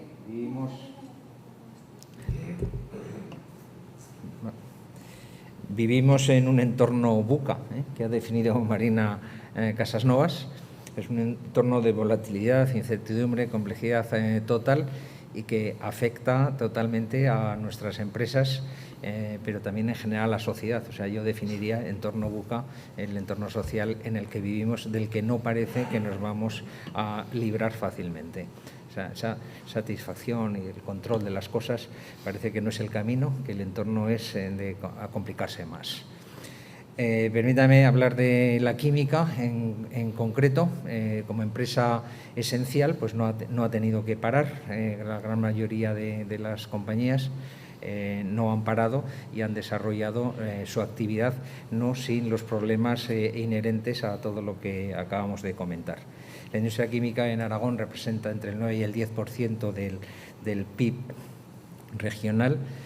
Nuestra federación agrupa 200 empresas y un poco más de 4.500 empleados, trabajadores, y es una empresa vertebradora del territorio porque está en los 4 puntos cardinales, con una gran calidad de empleo, y probablemente es el sector que más dinero invierte en la formación por empleado. Ese es el concepto de industria química. A partir de ahí yo evaluaría los riesgos emergentes, los separaría en 2 grandes grupos. Hay un concepto que a mí me ha gustado y que yo lo tengo interpretado con la misma palabra, que son los riesgos psicosociales, cada vez más importantes. Vienen de la incertidumbre y es absolutamente natural que el individuo se vea afectado en sus relaciones diarias por la gran incertidumbre y complejidad en la que vive. El problema es qué parte de esos riesgos son inherentes a la actividad laboral y de las empresas y qué parte de esos riesgos son inherentes a las estabilidades emocionales y al desarrollo personal en la sociedad del individuo. Es de una gran complejidad y merece la pena ser abordado con ese carácter de dificultad y de importancia que tiene en el desarrollo de la sociedad. Luego tenemos los que podemos llamar transversales a la actividad económica, pues ligados a al producto, a los medios climáticos, a los ciberataques enormemente importantes. O sea, de hecho, se produce paralización de empresa por ciberataques y por suplantación de personalidad. Se habla muy poco de esto, pero es un problema muy importante y que necesita de revisiones de protocolos, de formación de personal, etcétera. Todos afectan a la productividad, o sea, los dos grandes bloques, psicosociales y transversales, afectan a la productividad, no se conocen bien, son nuevos, por lo tanto no se conocen bien y van a necesitar de soluciones innovadoras. Por lo tanto, análisis, reflexión, soluciones, acotarlos bien, no se puede abordar todo de una manera general, se puede plantear de una manera general, pero luego hay que abordarlo de una manera concreta y tener soluciones eficientes una a una, si no será inatacable el problema. Y luego todo esto, pues lo único que en el COVID, pues lo único que ha hecho es pues potenciarlo, o sea, nos hemos dado cuenta de nuestras dificultades, de nuestras debilidades y de la gran dificultad que hay para gestionar todo esto. Al final todo esto se traduce en una gran incertidumbre, no solamente por la enfermedad o por los riesgos derivados de lo que ya conocemos, sino también porque la pérdida del empleo, no saber qué va a ocurrir mañana, las rentas del trabajo, todo esto está en cuestión en estos momentos. Muchas gracias, Fernando. Por último, para el sector agroalimentario, ¿cuál sería el impacto que ha tenido especialmente esta pandemia en la economía y de rebote, por supuesto, en los trabajadores y en su situación? Buenos días, gracias Loreto. Bueno, pues nosotros el sector agrario, el sector agroganadero, pues también fue calificado como un sector esencial. Entonces fue pues hemos sido uno de esos que tampoco hemos parado, pero sí que pues como a todos nos ha tocado más o menos de lleno pues la crisis derivada de la pandemia. Ha habido dentro de la agricultura y la ganadería, que además en Aragón es muy diversa, pues ha habido microsectores, por llamarlo de alguna manera, más afectados que otros. Por ejemplo, a nivel económico, pues los más afectados han sido los que están más relacionados directamente con sectores afectados muy seriamente por la crisis, como puede ser el turismo. Así que, pues por ejemplo, todo lo que ha sido el sector ganadero de vacuno y de ovino, que una parte muy importante del consumo de estas carnes iba a hostelería, pues se ha visto seriamente afectado. En cuanto, ya si nos vamos al tema laboral, pues por ejemplo en el sector de la fruta hemos visto cómo se planteó un problema serio de cara a la recogida, porque muchos de los trabajadores que participan en la recogida de fruta vienen de fuera, algunos fuera de países, de fuera de nuestro país, de fuera de España, y otros incluso fuera de la Unión Europea. Por lo tanto, en un primer momento temimos que se viera seriamente afectada la recogida de fruta, sobre todo en la campaña del año pasado, del 2020, algo que finalmente se solventó. Y una cosa, lo cuento a modo de anécdota, porque la verdad es que yo no lo conocía y a mí también me sorprendió. Hay una parte de nuestras superficies que están destinadas a guisante para conserva, es decir, guisante que se recoge en verde, es el que encontramos en los lineales congelado. Bueno, pues las máquinas que recogen estos guisantes vienen de Nueva Zelanda. Es decir, empieza la campaña en Nueva Zelanda, luego vienen para aquí. Bueno, pues también había dudas de que las máquinas pudieran entrar en España por motivo de las restricciones sanitarias, algo que finalmente también se pudo solucionar, pero también hubo un momento ahí de crisis. Y luego, sobre todo, los riesgos a los que nos afectamos o a los que nos enfrentamos en el sector primario, pues son los derivados de la situación climática. Estamos viendo pues como pues el cambio climático es una realidad, el origen y los causantes, pues ahí ya podríamos entrar en otro tipo de discusiones, pero lo que sí que es cierto es que como cada año vemos como hay afecciones muy serias para el clima por el clima, y este año 2021 es una clara muestra de ello, donde pues empezamos en enero con la tormenta Filomena, con heladas muy importantes que han causado muchos daños en frutal, sobre todo aquí en la provincia de Zaragoza, o con un inicio de verano con afecciones muy fuertes para cereales por el tema de pedriscos. Eso al final pues también de alguna manera es una pérdida para el empresario, que más o menos puede compensar con la existencia de los seguros agrarios, pero también al final es una pérdida para el empleo, porque bueno, si pierdes una cosecha, pues no te hace falta recogerla, por lo tanto, pues es una destrucción de empleo que va a haber. A ver, al final, pues el sector agrario está más o menos acostumbrado a este tipo de situaciones, a capearlas más o menos como ha podido. Sí que es verdad que si los periodos de tiempo en los que suceden, que son cada vez más cortos, pues ahí tendremos un serio problema. Y sobre todo, la forma de luchar contra esto, aparte de unos seguros que sean importantes, es pues con una investigación muy fuerte en nuevas variedades vegetales, en protección de cultivos, en mejora de razas ganaderas, algo que desgraciadamente pues no se está haciendo como se debería. En una parte importante también motivado por las restricciones legales que la Unión Europea nos impone. Por lo tanto, ahí sí que podemos tener una pérdida de competitividad en los mercados globales y, bueno, pues lógicamente con una afección seria para el empleo. Muchas gracias. Ligado a todo lo que estás diciendo, hemos visto un poco ya cuál es la situación económica, que evidentemente repercute luego en los trabajadores, porque si la situación económica es mala, el riesgo de perder el empleo es mucho mayor. Pero has nombrado fenómenos climáticos agudos, las catástrofes naturales, como Filomena o como ha sido las tormentas y las danas que ha habido hace poco con Pedrisco. También un poco los fenómenos más crónicos asociados a cambio climático, como pueden ser pues, los patrones de humedad y temperatura que te pueden generar problemas. Y es evidente que estos riesgos, tanto los crónicos como los agudos, van a generar luego un posible daño a la seguridad y a la salud de los trabajadores.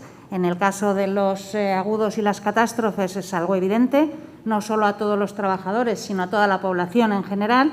Y en el caso de los crónicos, pues lo ha comentado antes Marina y tú también, estás más expuesto pues, a altas temperaturas, etcétera, lo cual sí que puede hacer que sea necesario replantearse algunas de estas evaluaciones de riesgos y la forma de gestionarlo. Y quiero aprovechar también para meter, que además luego en la mesa de agentes sociales así le daremos un poco de vidilla, algunos aspectos como puede ser el tema de las vacunas obligatorias. Comentabas con la temporada de la fruta que habíais tenido problemas pensando en si iba a venir gente o no, pero otro de los problemas que hubo fue el incremento de contagios. Entonces, ¿hasta qué punto ante estas situaciones debería de hacerse obligatorio aspectos como la vacunación o incluso, visto que va a venir una pandemia de salud mental, el posible control de los ansiolíticos o de algunos otros medicamentos que puedan llegar a afectar al trabajo y poner en riesgo no solo al trabajador, sino a sus compañeros? Es un tema muy delicado y además casi es una pregunta más para un abogado que para un ingeniero agrónomo, porque la verdad es que nos metemos en temas legales.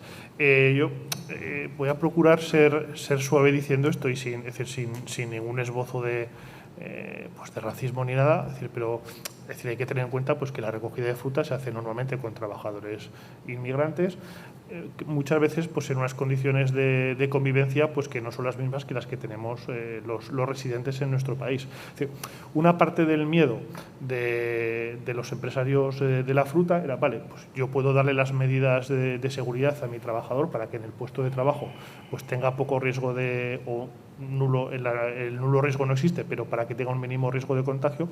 Claro, el problema es cuando sale del puesto laboral de qué manera convive en su domicilio. Entonces, ahí era parte de nuestro miedo. Sí que es verdad que, gracias a Dios, pues los riesgos al final han sido mínimos.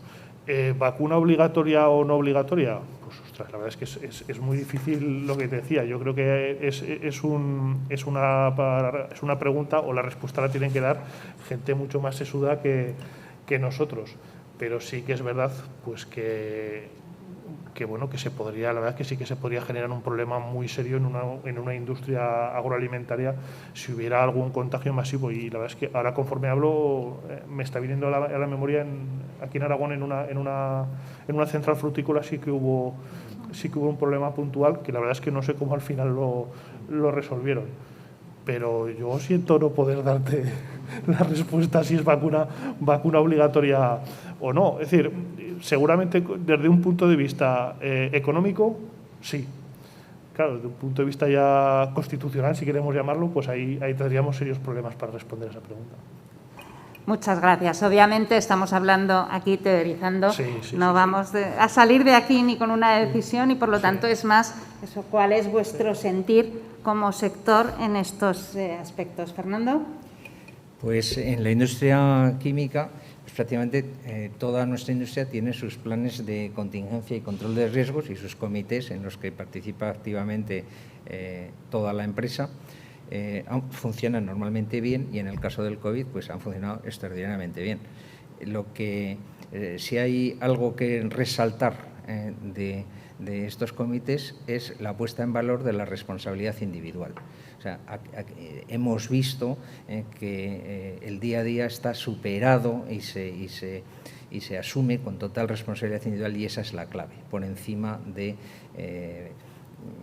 regulaciones, controles, aspectos. La responsabilidad individual es muy importante.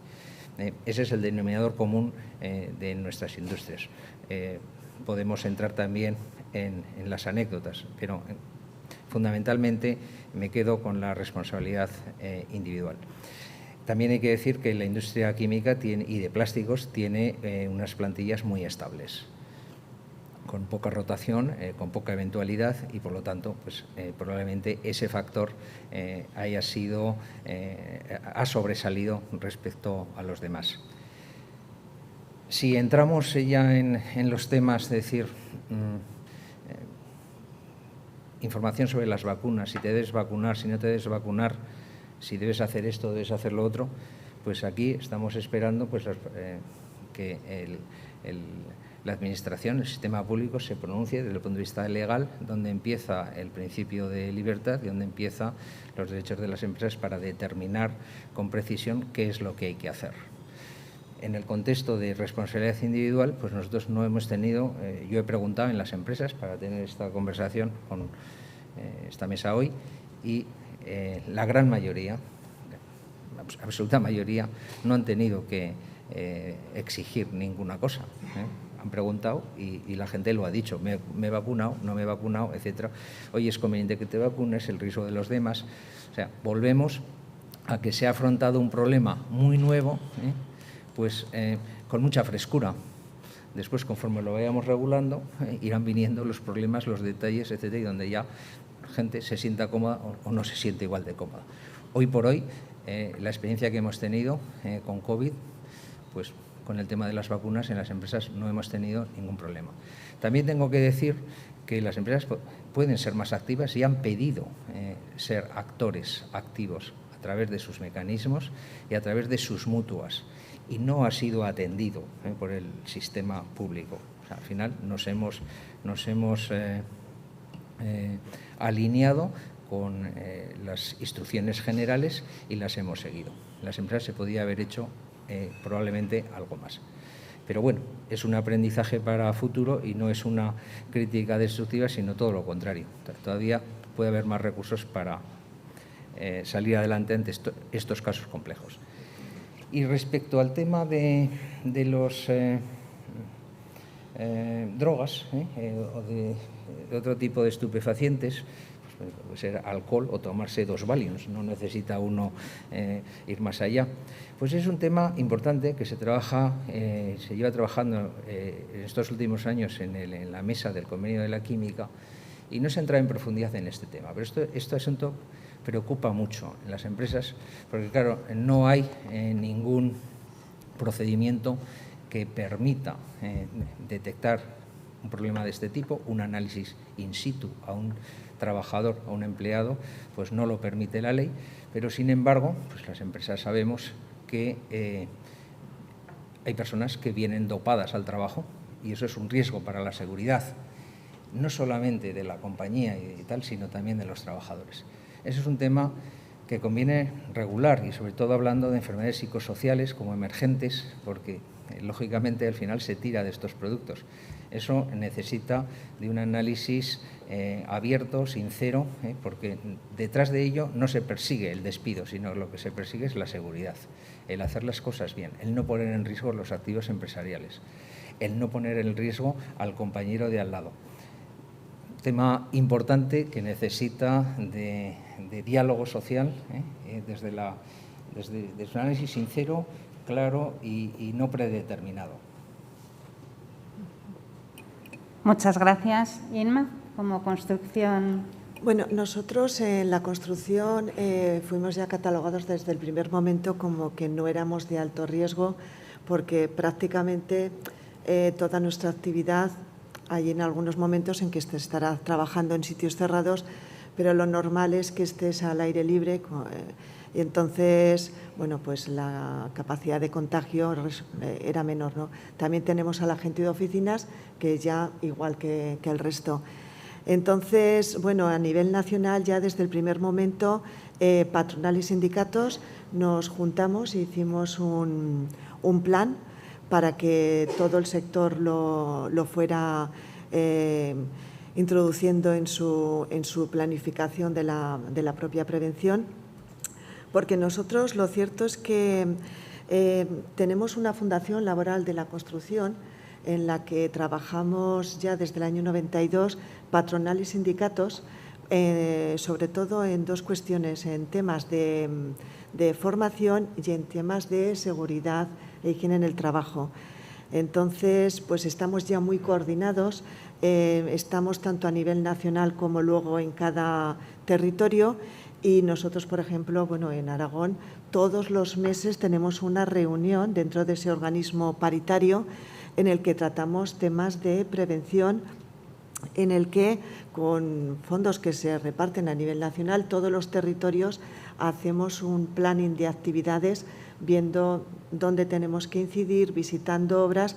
Nosotros en la pandemia, tanto sindicatos como patronal, salimos y hicimos más de 500 visitas a obras para ver cómo se estaba llevando ese plan que habíamos trazado a nivel nacional, cómo se estaba ejecutando en las obras, si se estaban controlando el tema de los vehículos, el tema de las distancias, cuando necesitaban tener mascarilla, porque claro, 100 trabajos físicos tampoco los puedes estar ahogando.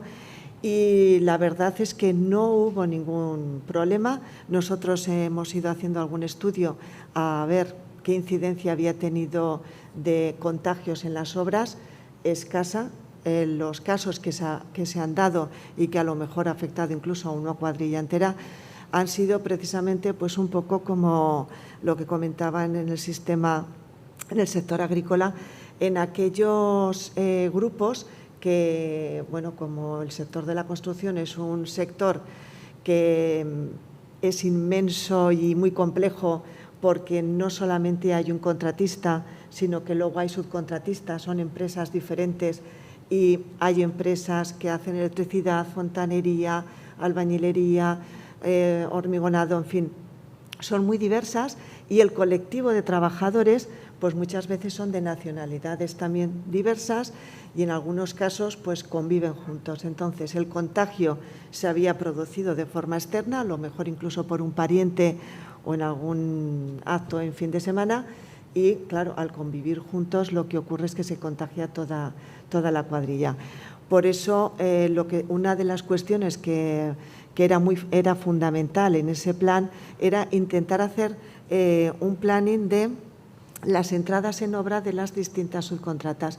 Aunque hay un coordinador siempre en cuanto tienes dos empresas trabajando en una obra, para que la una, pues claro, si está haciendo unas actividades no vaya a producir un daño a los trabajadores de la otra, se incidió mucho en que fueran entrando en la obra de forma pues un poquito más coordinada, poquito a poco, y que los trabajos, si estaban trabajando en una zona, una subcontrata, que no hubiera ninguna otra alrededor, precisamente para que si una subcontrata se contagiaba no afectara al resto y entonces poder ir siguiendo. Lo que se hizo fue también que no fueran todos los trabajadores de la misma empresa de vez, con lo cual eso también contribuyó a ralentizar cómo se iban ejecutando las obras, pero nos permitió también el controlar que si había un caso no afectara al resto de la plantilla. En cuanto a esto que estabais comentando de si la vacuna sí, si la vacuna no, bueno, pues yo como licenciada en Derecho siempre lo que me han enseñado es que la prioridad de las libertades personales para empezar. Luego defendemos muchas veces también la libertad empresarial y no podemos defenderla si no defendemos la libertad de cada individuo. Y además yo creo que es que el empresario, y estoy hablando desde mi punto de vista personal, no en este momento representando ningún colectivo, porque igual algún empresario diría, no, que me los vacunen a todos. Como tampoco la información que tenemos de vacuna y de enfermedad, tampoco aquí nos inundan a datos y al final no sabemos, yo creo que ni ellos saben por dónde va la cosa, tampoco nos han dicho que el vacunarse suponga el no contagiar. Hay gente que estando vacunada se ha contagiado y ha contagiado a gente, con lo cual, dice, si fuera realmente la solución al problema, pues a lo mejor habría que verlo desde otro punto de vista. Pero como tampoco sabemos si es la solución, pues bueno, aquí yo pienso que cada uno con su responsabilidad y con sus circunstancias, porque nos ponemos a juzgar y no sabemos las circunstancias de cada cual. Entonces, cada uno que haga lo que sea. Y el empresario lo que sí que tiene que hacer es que si hay unas medidas de distancias, de mascarillas, de geles, de no sé qué, de tiempos, lo que tiene que hacer es que se controle eso, porque a lo mejor hay una persona que se ha vacunado y que entonces se cree en la confianza, que yo pienso que la confianza es el peor problema que hay en la prevención. Nosotros, por lo menos en el sector, lo que vemos es que incluso en cualquier cuestión de esfuerzos físicos, con maquinaria, con lo que sea, la confianza al final es la que causa el problema. Y aquí yo creo que puede pasar un poco lo mismo.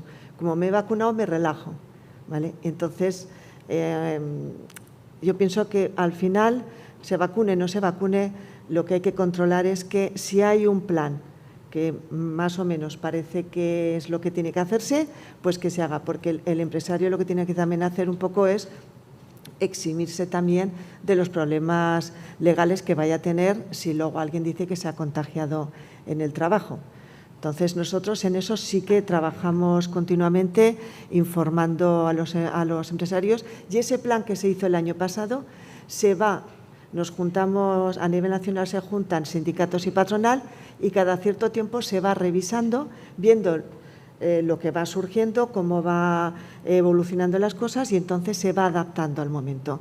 Y hace una semana adaptamos otra vez ese plan que se hizo. O sea, es un documento vivo en el que bueno, pues vamos viendo cómo evoluciona. Y en cuanto al tema de las drogas, es un tema que en el sector la verdad es que ha sido un problema importante de siempre. Todo el mundo conoce los famosos almuerzos que se hacían en tiempos en el que, lógicamente, acompañar eso con agua yo creo que era hasta malo. Entonces, bueno, ya no es lo mismo, o sea, ya no son esos almuerzos y ya, bueno, la gente se toma ya o una cerveza sin alcohol o se toma agua o un café, en fin. En cuanto al tema del alcohol, yo creo que sí que ha cambiado bastante la mentalidad. El tema de las drogas ya es más delicado, y además con drogas de estas ya un poco más elaboradas que yo ya ni sé ni cómo se llaman. Y allí es donde se hacen campañas, se ponen carteles, se les da charlas, se les intenta, es lo que comentabais, nosotros lo consideramos como una enfermedad que puede tener esa persona y que hay que intentar ayudarla. Además, nosotros en el sector no estamos para echar a nadie precisamente porque tenemos necesidad de personal y, lógicamente, lo que intentas es que esa persona continúe, pero es cierto que no solo es un problema para ella, sino que en una obra pues puede causar problemas importantes y daños a compañeros, que en fin, es también lo que hablamos, responsabilidad, ¿no? Pero sí que estamos trabajando y hacemos estudios en todas las comunidades a nivel nacional. Muchas gracias. Ligando todo esto, y ya hemos visto un poco la situación de la pandemia, la situación económica, el Gobierno de Aragón tiene un plan territorial de protección civil en el que incluye determinados riesgos que pueden afectar a todas las personas, incluidos a los trabajadores. Algunos están más desarrollados, como puede ser el de las inundaciones. Recientemente se ha establecido el mecanismo de alerta temprana por temperaturas. Estaba previsto dentro del Platear uno de situaciones por emergencias sanitarias. Teniendo en cuenta todo esto y teniendo en cuenta que, por ejemplo, el sector químico sí que tiene, por protección civil, en el caso de sustancias peligrosas y que están afectadas por la directiva Seveso, tiene muy trabajado este tema, o que en construcción también tienes determinados condicionantes que te obligan a parar la actividad, ¿creéis que se colabora lo suficiente con el Gobierno a la hora de establecer estos planes que son tan transversales, o que sería necesario tener una colaboración mucho más estrecha? No sé si uno de los dos empezáis. Empieza el sector químico. Pues empieza el sector. Bueno, pues has nombrado lo de Seveso, y eso es muy importante. Eso es un accidente que ocurrió en Italia en el año 76 en una fábrica de Roche que fabricaba productos para detergencia. Entonces, hay una rotura, salió un gas, agente naranja, y afectó a 800 personas que tuvieron quemaduras y 20.000 que hubo que movilizar de la zona. Hubo que sacrificar muchísimos animales para que ese agente naranja que se integra en la grasa, pues no entrara en la cadena trófica. O sea, prácticamente llevamos 35 años de un accidente que ha cambiado todo el planteamiento de la industria química. Esto dio lugar a la Directiva 82/501, que ya regula cómo hay que actuar desde el punto de vista de seguridad de las plantas, la planificación de las emergencias, de ahí viene este tema, y el análisis de riesgos territoriales y cómo afecta un accidente de una región a otra, tras los fronterizos, etc. Por tanto, esto viene regulado desde el año 82 y en España se transpone en el año 2015 por el Real Decreto 840, donde además se define el concepto de accidente grave. Importante porque la industria química lleva trabajando 35 años en esto. Al final, las empresas que se catalogan como Seveso son aquellas que manejan productos peligrosos desde ese punto de vista y están sometidas a una forma de trabajar, a unos procedimientos rigurosos que se cumplen, porque esto se está haciendo en toda Europa, es una reglamentación poderosa y se cumple. En Aragón tenemos varias empresas Seveso y que ha dado lugar a una colaboración intensa con las autoridades, porque en primer lugar, en el momento que hay un problema, hay que informar inmediatamente a las autoridades. Antes no existía protección civil, como la conocemos ahora existe protección civil. O sea, se va mejorando, se va optimizando todo el modelo relacional. Antes era solo las empresas Seveso, ahora casi toda la industria química está en esas dinámicas, con personal preparado, entrenado y con capacidad ejecutiva para afrontar un problema de este tema. Ha evolucionado correctamente desde el punto de vista sectorial, siempre es mejorable, y ahora pues nos encontramos pues con unas nuevas cosas. Pues un efecto como el de Filomena pues no está dentro del tema Seveso, pero pues ha podido paralizar una fábrica o ha podido poner en riesgo un sistema de seguridad porque no ha llegado un ítem a punto o porque el personal específico que controla eso no ha podido llegar al trabajo. Cosas tan sencillas como esas que se repiten en la construcción, en la agricultura, pues también ocurren en la industria química. Solo que en la industria que está muy regulado, todavía hay cosas que no se manejan o que no se contemplan como un riesgo que haya que adicionar al acervo de cosas que hay que trabajar y controlar. Desde ese punto de vista, el aprendizaje es continuo y ahí, pues, contestando precisamente a tu pregunta, pues yo diría que sí, que hace falta más colaboración con las autoridades administrativas, con bomberos, con protección civil, con la policía. Un ataque, un ciberataque necesita de la policía, pero urgentemente. Un tema de planificación de un riesgo de temperaturas, pues a lo mejor es una intervención directa con protección civil. ¿Cuál es la realidad? La realidad es que funciona, pero se puede mejorar notablemente. O sea, hay que creer más en la colaboración mutua. No solamente uno hace las normas y el otro las obedece. Las normas, el que mejor las hace es el que mejor conoce los riesgos y es el que mejor puede informar. La colaboración mutua me parece fundamental. Nosotros hace 1 año y medio invitamos al director de Protección Civil a nuestra Asamblea General y tuvimos una reunión pues, muy agradable, muy cómoda. Y al final pues, nos dio unas instrucciones muy precisas. Hay un problema, esto es lo que hay que hacer. O sea, primera cosa, para todo el mundo, una frase corta, muy explícita y muy ejecutiva. Entonces, esa aproximación de cómo entiende el 112 una llamada, o Protección Civil cómo entiende una llamada a través del 112 de una fábrica, de un operario que coge el teléfono ante un accidente, pues ahí empieza esa colaboración. Si eso se transmite después en cómo se puede mejorar, pues ahí empezamos a caminar en la senda de la excelencia. Yo abogo por una colaboración más estrecha, no solamente con Protección Civil, bomberos, policía, son elementos importantes. Se movilizan todos a la vez y se da el caso de que llegan a la vez y llegan todos totalmente inconexos. A lo mejor el problema no está controlado. Entonces, esa colaboración en la evaluación de los riesgos y en la comunicación ante un accidente, un problema, me parece importante.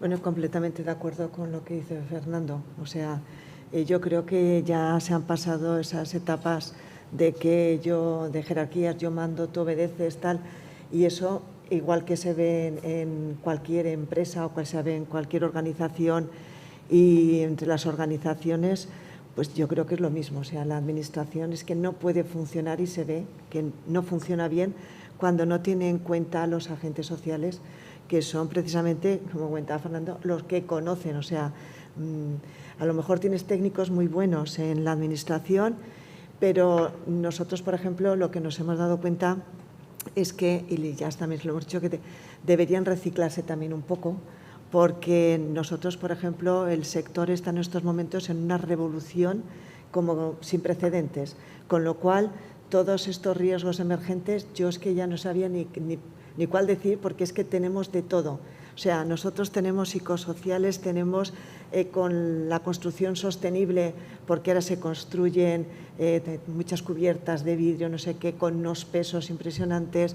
En fin, la gestión de los residuos, al tener que valorizar mucho más, los problemas al valorizarlos se multiplican por 2 y por 3 con el mismo producto respecto a la eliminación. O sea, todo lo que está comentando Marina, la nanotecnología, en fin, absolutamente todo es que nos afecta. Somos un sector que vamos, no hay nada que nos deje a nosotros fuera de alcance. Entonces, bueno, pues, por ejemplo, con lo que comentáis de los productos peligrosos, es curioso la desinformación que hay, porque nosotros en esas visitas de obras que hacemos, no hacemos una visita a la empresa. Viene un trabajador al que le preguntamos exactamente cómo está haciendo las cosas, y cuando preguntamos si está con sustancias peligrosas, ninguno. O sea, es una cosa que ya decimos, pues vamos, hemos evolucionado de una forma exponencial, ¿no? Y es la falta de información muchas veces que tienen, porque lo único que tienen en la cabeza es que cuando hay que desencofrar, que sí que el producto, y ahora ya incluso hay productos que ya no son tan peligrosos, es lo único que se piensa. Las pinturas ya ninguna son peligrosas, pero el problema es que lo que hablamos de la nanotecnología, por ejemplo, ellos desconocen, y lo desconocen ellos, lo desconoce la empresa, lo desconoce el técnico de prevención, los problemas que puede causar eso. Con la sílice cristalina, que ahora ya cancerígena y toda la historia, es que están todo el día cortando y muchas veces tienen los EPIs adecuados y tal, pero molestan, y como no están informados porque piensan que eso es polvo, y el polvo no pasa nada, como muchos se meten el ojo, en fin, la falta de desinformación que hay, incluso las empresas, de los productos que están introduciendo, que muchos productos, como son tan novedosos y tal, parece que cuando se han investigado en ellos se han pensado en los problemas que van a tener los trabajadores. Entonces, el desconocimiento total, con lo cual, productos químicos, pues los productos químicos los hay y ocasionarán problemas, además graves, de salud, pero bueno, pues ahí nos quedamos, no figura en ningún sitio que tengamos ese problema, ¿no? Y bueno, y nosotros, por ejemplo, en cuanto a temas de emergencia y todas estas cuestiones, sí que en los planes de seguridad pues se tienen que establecer las medidas, puntos de encuentro y todas estas cosas, pero yo creo que también es mucha teoría que aparece en el plan, y si a alguno le preguntas, pues es que yo acabo de entrar porque entré ayer, el otro que sí, no sé, en fin, que si tenemos que seguir haciendo trabajo en ese sentido en las propias obras, y los técnicos también se tienen que reciclar un poco. Y aparte, a ver, con el tema de las emergencias y la cooperación, nosotros cuando ha habido emergencias de inundaciones, de cualquier cosa que no afecta a una obra, pero afecta al resto de del territorio, de la población, nos hemos puesto en contacto con el Gobierno de Aragón para decir, a ver, tenemos maquinarias, y son maquinarias que, en fin, pues llámanos, tendríamos que tener un plan de decir, cuando ocurra esto, hay que llamar a tal sitio, y entonces estas maquinarias se ponen en funcionamiento, en disponibilidad de la Administración, pero no, cada vez que ha ocurrido algo nosotros nos hemos puesto en disposición, pero ya no nos han llamado ni hemos sabido nada más de cómo ha terminado. Entonces, creo que en muchas cuestiones, lo que dices, llegan allí y está descoordinado todo. La coordinación habría que hacerla antes y habría que hacerla con las empresas que pueden dar una solución al problema. Loreto, por el tema de los productos químicos, que va saliendo como concepto genérico, ha salido en la presentación principal, yo querría decir que hoy no se ponen en el mercado productos químicos que no pasen un riguroso control reglamentario, regulado. Existen los protocolos REACH desde hace más de 10 años, están inventariadas las materias químicas. Hay un proceso intenso de validación y de revisión de los productos químicos con la tecnología y el conocimiento que hoy conocemos. Es evidente que hablar de eso en términos absolutos no lo debemos de hacer, porque cada vez conocemos más cosas, tenemos que revisar anteriores que se aprobaron y que merecen revisión, pero lo que quiero transmitir, sobre todo en un foro cuando habla de productos químicos, la química es segura y hace las cosas bastante bien y es muy reglamentaria, ¿vale? Todo es susceptible de mejorarse, pero hoy no se ponen productos químicos en el mercado sin unas evaluaciones muy rigurosas previamente. Y todo lo que nos rodea tiene química. Esto, la mesa, todo, por lo tanto, todo tiene ingredientes químicos. La agricultura, hoy no se aplican pesticidas en el campo que no sean seguros para la flora, para el humano, se hacen bajo prescripción de los técnicos. O sea, la sociedad tiene herramientas muy poderosas para hacer su día a día, y eso hay que saberlo. No se transmite, solo se transmite lo genérico de que, lo dejo empíricamente, de que, bueno, alguna cosa habrá ahí. Pues no. Los sectores, todos, no solo la química con sus ingredientes, sus productos, intentan trabajar del lado de la seguridad e ir acotando sistemáticamente los problemas y mejorando lo que ofrecen a la sociedad. Lo digo con amplitud y con seguridad, porque la industria química trabaja así. Y no solamente en los productos que ya tiene, que han sido sometidos o están siendo sometidos todos a una revisión profundísima, incluso de su efecto carcinogenético, etcétera, etcétera, o sea, muy profunda, sino los productos nuevos que se van a poner en el mercado. Los temas de nanotecnología, otros productos, etcétera, sufren procesos de evaluación y de sostenibilidad muy importantes. Y cuando llega algo al mercado, pues llega algo con mucha seguridad. Después de eso hay que manejarlo. Claro, en el manejo viene otro programa de formación. O sea, en la industria química todo el mundo sabe pues lo que puede tocar, lo que no puede tocar, cómo se trabaja este material en un laboratorio. Todo el mundo está formado para ello. Después, cuando ese producto llega a un consumidor, necesita una formación. Y necesita una formación que es un problema, no un problema, es un asunto social, porque empieza con los medios. O sea, si yo quiero explicar algo a la sociedad, tendré que explicarlo bien, no pasar por encima o solo quedarme en lo negativo. Entonces, desde esa perspectiva, pues luego termina en los empleados que trabajan con esos materiales.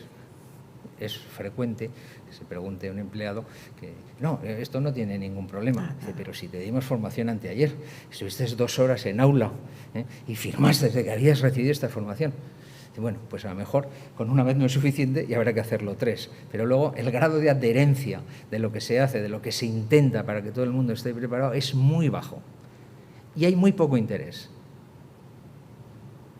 Eso debería de cambiar un poco, y eso sí que es tarea común, porque eso va en beneficio de todos.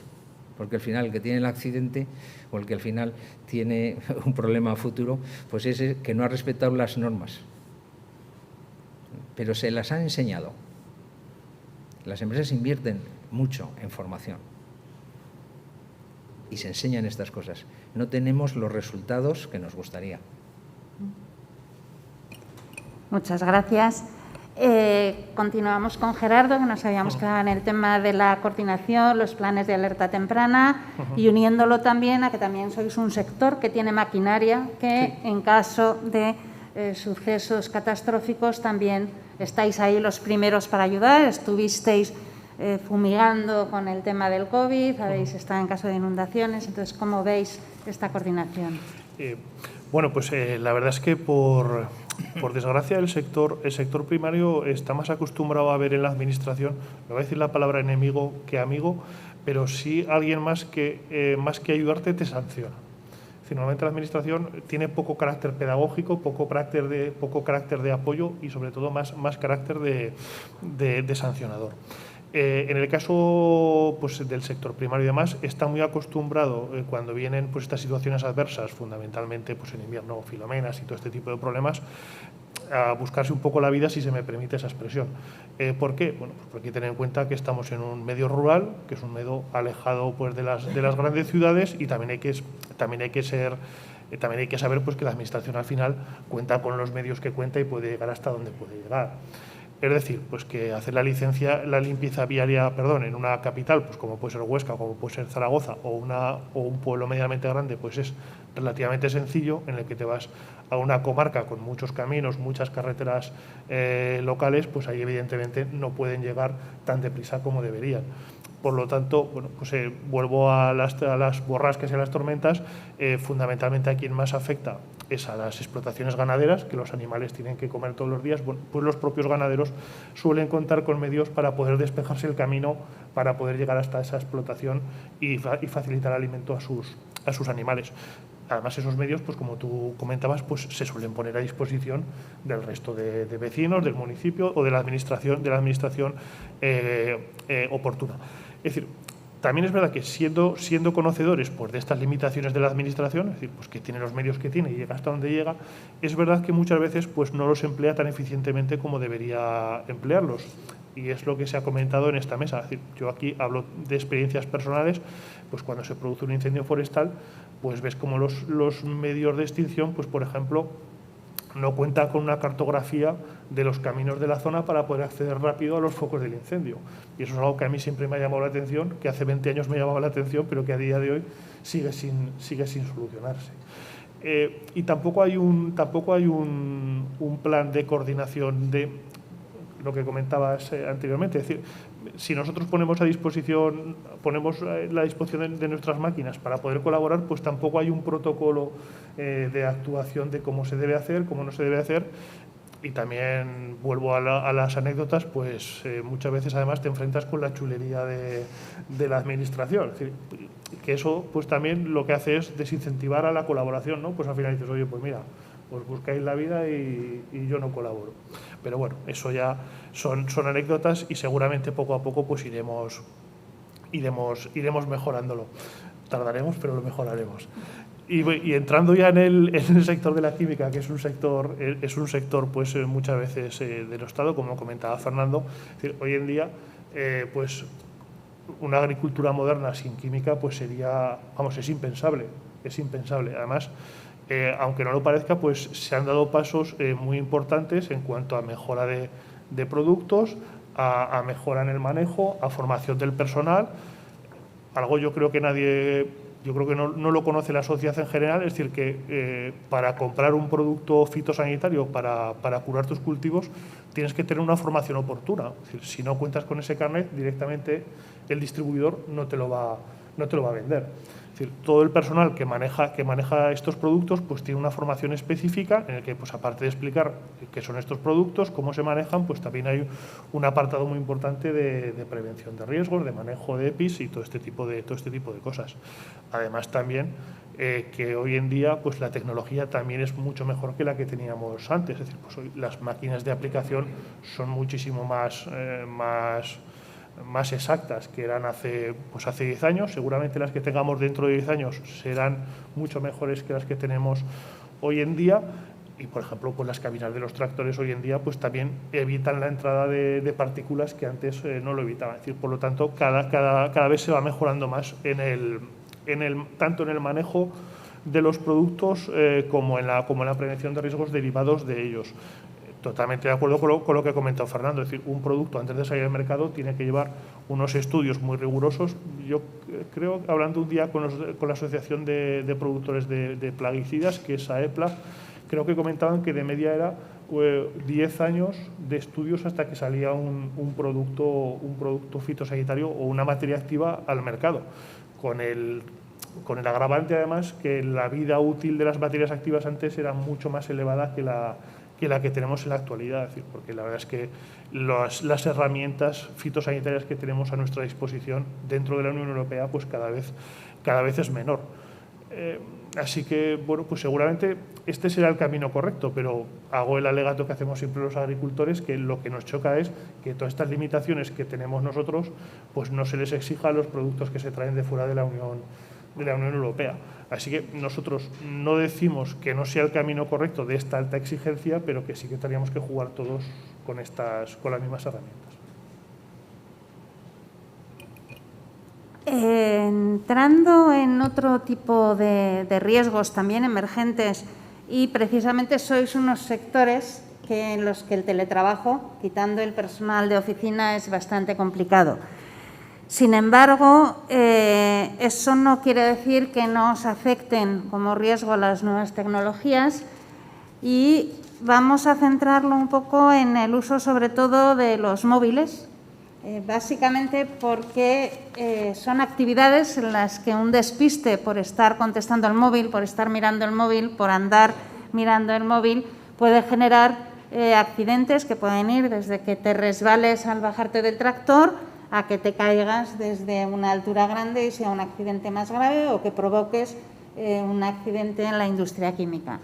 ¿Cómo se abordan estos riesgos? ¿Hay algún control, alguna medida? ¿Se hace algún tipo de sensibilización o se deja un poco al arbitrio de cada persona, a la responsabilidad personal? Gerardo. Pues la verdad es que es muy difícil de controlar este tipo de cosas, sobre todo si nos vamos a donde pues más riesgo hay, que es en el manejo, lo que comentabas, en el manejo de maquinaria además pesada. Si además tenemos en cuenta que esta maquinaria cada vez dispone de más herramientas de mejora de la conducción y del trabajo, es decir, pues que prácticamente el operario lo único que tiene que hacer es ir sentado en el asiento viendo cómo la máquina trabaja sin que él toque muchas cosas, pues eso de alguna manera también favorece a que pueda estar más distraído manejando otro tipo de elementos. Bueno, no se aborda desde un punto de vista sectorial, y eso al final es algo que tiene que trabajar cada empresario con el trabajador o con los trabajadores. Pero la verdad es que sí que puede llegar a ser un problema bastante importante.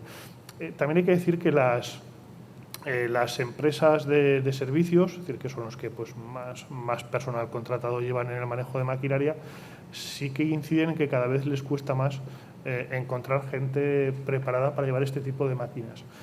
No tanto en la formación para el manejo de la máquina, que eso es algo pues que el propio empresario le puede dar al trabajador, sino en cuanto a la responsabilidad del trabajador de saber la máquina que está manejando. Pues al final hay que tener en cuenta que el coste, por ejemplo, de una cosechadora de cereales pues puede ser tranquilamente 150.000, 200.000 euros.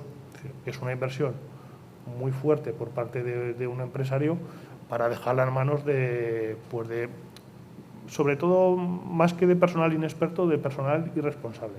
Entonces, ahí la verdad es que es un problema serio que cuenta con el empresario y la verdad es que es muy difícil de abordar. Bueno, nosotros, como dice Gerardo, es muy difícil controlar quién está utilizando el móvil para asuntos particulares o no lo está haciendo. La verdad es que yo cuando he ido a obras tampoco es que he estado viendo a la gente con el móvil, teniendo en cuenta de que si lo llevan encima igual se les cae, se les rompe porque están continuamente moviéndose. Y además porque, como comentaba, en esa revolución que está llevando el sector es que incluso el móvil tienen que llevarlo porque se está trabajando desde una forma nueva los proyectos que es mediante el BIM y entonces pues toda esa información de cómo tienes que hacerlo, cómo tienes que tiene que ir determinada conducción y tal, al final lo estás viendo con una tablet o incluso con el móvil. Los registros horarios se hacen con el móvil, con lo cual cuando paro lo hago con la app del móvil. Entonces, claro, no le vas a preguntar a uno, ¿qué estás haciendo con el móvil? A cada minuto. Entonces, al final es un poco pues lo que comentaba Gerardo, cada uno sabe. Y de todas formas, yo pienso que con los tiempos que se manejan ahora, que vamos tan acelerados, mucho tiempo tampoco deben de tener para a lo mejor alguna urgencia. Al fin y al cabo, todos somos trabajadores y tenemos urgencias familiares que bueno, pues tenemos que acudir a ellas, ¿no? Pero no, a mí sí que lo que me preocupa con el tema de la digitalización y los dispositivos es que sí que se están, y es una cuestión en la que vamos a tener que trabajar, riesgos en los trabajadores, riesgos importantes, porque tenemos que tener en cuenta que, por ejemplo, nosotros tenemos una población laboral que es bastante mayor. Entonces, teniendo en cuenta que muchas cuestiones hace falta ya en las nuevas tecnologías, les produce cierto estrés de que, ¿y esto ahora cómo lo hago? ¿Cómo? En fin, y si a eso le añadimos los ritmos de trabajo, pues ya tienes una bomba allí importante. Y, por ejemplo, con el tema de las maquinarias, los que llevan movimientos de tierras, esas maquinarias es que llevan tanto botón, cada vez, claro, hacen cosas mucho más evolucionadas. Entonces, el meter a uno en una máquina con esas pedazos máquinas que son, como se confundan de botón o como tal, a ellos mismos les produce cierta ansiedad y cierto estrés estar con todas estas nuevas herramientas que benefician en muchas cosas, pero claro, si a eso le añadimos el envejecimiento de la población, ahora metes a un chico joven con una tablet y es que disfruta. Se la damos a determinadas personas que con el trabajo de siempre pues lo hacen todo muy bien, albañiles o lo que sea, y de repente, ostras, estás introduciendo un elemento importante de que es que se desconcentran y no saben muy bien. Entonces, es un poco complicado. Di que gente joven tenemos poca, pero bueno, en eso estamos, a ver si los atraemos, ¿no? Pues la industria química probablemente fue una de las primeras en regular el uso del móvil en las plantas, porque hay atmósferas que se pueden encender y el móvil es un elemento que puede generar una chispa. Por lo tanto, desde el punto de vista de seguridad industrial, el móvil en las plantas, todas aquellas que tienen alguna zona clasificada ATEX, que se llama, pues está prohibido. Entonces, pues ya viene una prohibición por seguridad. Entonces, eso se reguló muy pronto, enseguida se entendió y no dio problemas de aplicación. Pero hay otras muchas zonas, otras empresas que no tienen esos problemas y que pues, el móvil pues, se ha generalizado, todo el mundo lo lleva en el bolsillo. Lo que puedo decir es que la tendencia es que las empresas tengan sus propias redes y sus propios sistemas, sus propias herramientas para su gestión diaria y la de sus trabajadores. Una tablet pues es de la empresa, un teléfono sin necesita es de la empresa. Entonces la tendencia es que cuando alguien llega al puesto de trabajo en su taquilla, o bien en su taquilla o bien con una llave específica, deja su móvil y el móvil no entra en la empresa o no pasa de una determinada área.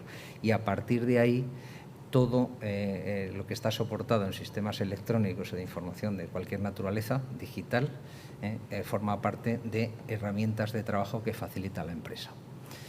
Esto cada vez va más en esa dirección porque hay que tener en cuenta pues, que con un móvil se puede copiar el diseño de una máquina, se puede copiar una fórmula, se puede copiar un procedimiento que cuesta mucho hacerse, pues 20 hojas se copian en 10 segundos y es un activo intangible de la empresa que sale. Entonces, cada vez más se va limitando el uso del teléfono individual o de cualquier móvil tecnológico individual en los recintos, ya sea de la naturaleza que sea. Muchas gracias. Bueno, yo creo que ya vamos necesitando un café. La última pregunta que os quería hacer era si se había trabajado algo desde el diálogo social estos temas. Más o menos ya habéis contestado. Entonces, si queréis añadir alguna cosa, un minuto máximo cada uno. Yo voy a añadir una cosa que me parece relevante. En el 20 convenio de la química se aprobó el pasado 7 de julio. Este convenio es un convenio de referencia a nivel nacional. Aragón participa con una persona desde la Federación de Industrias Químicas y Plásticos en esa mesa de diálogo. Y hay un tema relevante. Aparece en el convenio el Comité Mixto de Seguridad y Salud y Medio Ambiente. Esto es una cosa nueva en el convenio, pero también, aparece este concepto de medio ambiente, pues define el tema de sustancias peligrosas, ya no solo hablamos de Seveso, hablamos ya de generalizar estos conceptos. Elaborar un manual de buenas prácticas en materia de seguridad. Esto está muy enfocado a la formación, todo el mundo sepa de los riesgos y el seguimiento de los protocolos REACH, que son los que condicionan el que esté todos los productos en el mercado en estos momentos. Dedica un capítulo completo para el tema de medio ambiente, promoviendo en empresas de 100 trabajadores, con lo cual es otro avance. Hay que tener en cuenta que cuando esto aparece en estos convenios que se elaboran, que tienen gente muy preparada detrás, pues son cosas que tienen ya bastante consenso o de total consenso. Entonces, ahí el tema de medio ambiente aparece en nuestro convenio y aparece como un tema ya a gestionar, cómo se gestiona la seguridad laboral o los riesgos de la industria. Esto me parece relevante y, en primer lugar, pues indica que la sensibilidad del sector por estos temas y también indica la madurez de todos los agentes para tratar estos temas y ponerse de acuerdo. Por lo tanto, me parece relevante el comentarlo en una mesa como esta. Bueno, nosotros, como he comentado, nuestro convenio general desde el 92 tiene ya unos capítulos en los que se dedica a los temas de prevención y creó un organismo específico para ello, en el que tanto sindicatos como patronal trabajamos juntos continuamente. Y bueno, incluso tenemos, a raíz de ello, tenemos en el propio convenio unos planes de formación que van por oficios, por especialidades, está todo muy, muy detallado. Nosotros controlamos y homologamos a las empresas que dan formación para que todo el mundo siga con las materias que creemos que es necesario, que nos hemos puesto de acuerdo. Y yo creo que además es un ámbito en el que se ha visto claramente cómo, trabajando juntos, patronal y sindicatos, hemos colaborado y hemos hecho que realmente de toda la cuestión de la prevención en nuestro sector haya mejorado sustancialmente. Tenemos nuestros problemas, seguimos trabajando en ello. Tenemos en lo que es la Fundación Laboral, aparte en la página web, una línea de prevención específica en la que hay todo tipo de información, con vídeos, con cartelería, todo lo que se nos pueda ocurrir de cualquier riesgo que se puede producir en una obra, cómo hay que trabajarlo, los EPIs que se tienen que utilizar para que incluso los propios trabajadores pues puedan acceder a esa información y viéndolo de forma visual. Hemos hecho juegos para que con el ordenador el trabajador pueda ver sus habilidades en temas de prevención en su propio oficio. Y bueno, tenemos una cantidad de herramientas brutal y en la que estamos, llevamos muchos años, en las que seguimos trabajando de la mano. Y yo creo que eso ha sido un punto importante, porque si hubiéramos sido patronal únicamente, yo creo que no hubiéramos conseguido los mismos avances que hemos hecho conjuntamente, y que eso demuestra lo que decíamos también con la Administración, que cuando se colabora, como decía Fernando, las cosas van mucho mejor. Bueno, pues el sector agrario, por su parte, bueno, pues al final nosotros estamos acostumbrados a que nuestro trabajo, la gran mayoría, se desarrolla a cielo abierto, por lo tanto, pues el clima pues tiene una influencia pues muy directa con las jornadas de trabajo. Por lo tanto, pues bueno, sin estar regulado directamente en los convenios ni haberse tratado en mesas sectoriales, al final son acuerdos en los que llegan empresarios y trabajadores. Pues bueno, pues si en verano va a venir una semana que va a hacer mucho calor, pues bueno, pues vamos a modificar la jornada de trabajo de tal manera que nos evitemos las horas de mayor calor. Es decir, si viene lluvia, pues evidentemente ese día no se va a poder trabajar, pues ya se recuperará. Bueno, el sector agrario, como es un poco peculiar para estas cosas, pues por ahora la verdad es que se ha ido solucionando y no nos ha generado mayor conflictividad. Sí que, pues como el resto de sectores, se va trabajando habitualmente en la mejora de prevención de riesgos laborales. Como comentaba antes, pues para el manejo de productos peligrosos, pues los trabajadores tienen que tener una formación oportuna. Y sí que un problema que tenemos en el sector agrario, tanto en el agrario como el ganadero, es que, pues como en algunos subsectores hay una rotación bastante importante de trabajadores, es difícil, o para el empresario se hace duro que le tengas que dar una formación específica a un trabajador que sepas que a lo mejor pues no va a llegar, no lo vas a tener en 3 meses ya en tu plantilla. Por lo tanto, ahí sí que la verdad es que eso al empresario le genera un problema elevado. Bueno, pues muchas gracias a los tres por vuestra participación. Yo creo que necesitamos todos un poco un chute de café para poder continuar con la siguiente mesa, con lo cual os invito a tomar un café y sobre las 12 más o menos retomamos y discutimos ya sobre diálogo social, en concreto entre los agentes sociales. Muchas gracias.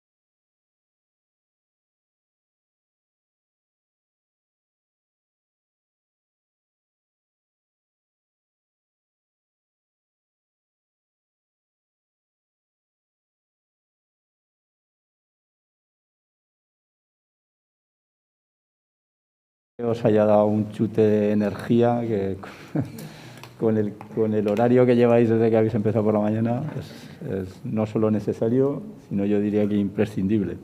Sería un riesgo emergente más a analizar. En primer lugar, quería agradecer a COE por haberme invitado a moderar esta interesantísima mesa, cuyo tema es cómo abordar los riesgos emergentes en el diálogo social. Y digo que es muy interesante por dos motivos. Uno, porque el tema es de plena actualidad.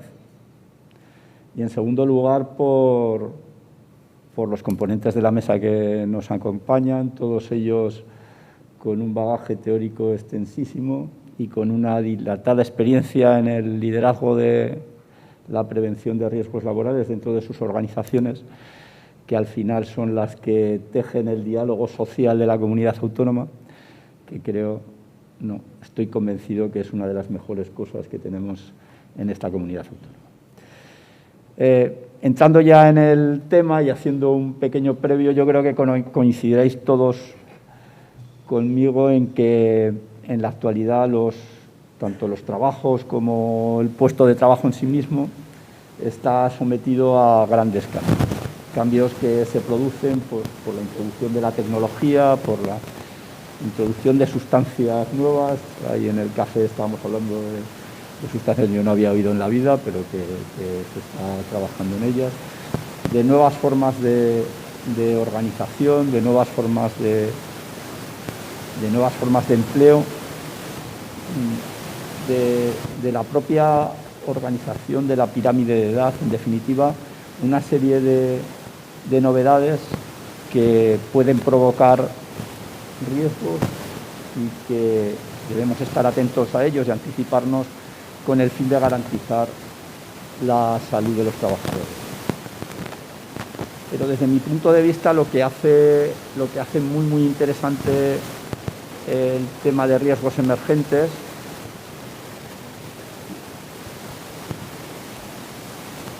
¿no se oye? Vale.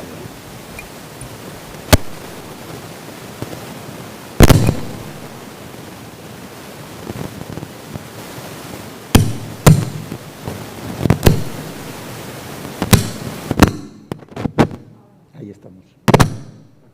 No. Creo que ha sido ese tuyo.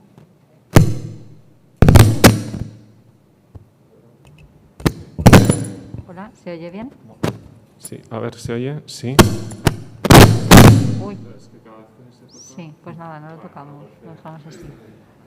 Bueno, pues como os decía, que lo que de verdad me parece muy interesante y verdaderamente motivante en el tema del análisis de los riesgos emergentes es que entroncan con algo que creo que es el leitmotiv, lo que a todos nos ocupa en la sociedad y en las empresas y, por supuesto, en el ámbito del trabajo, que es el cambio y la gestión del cambio.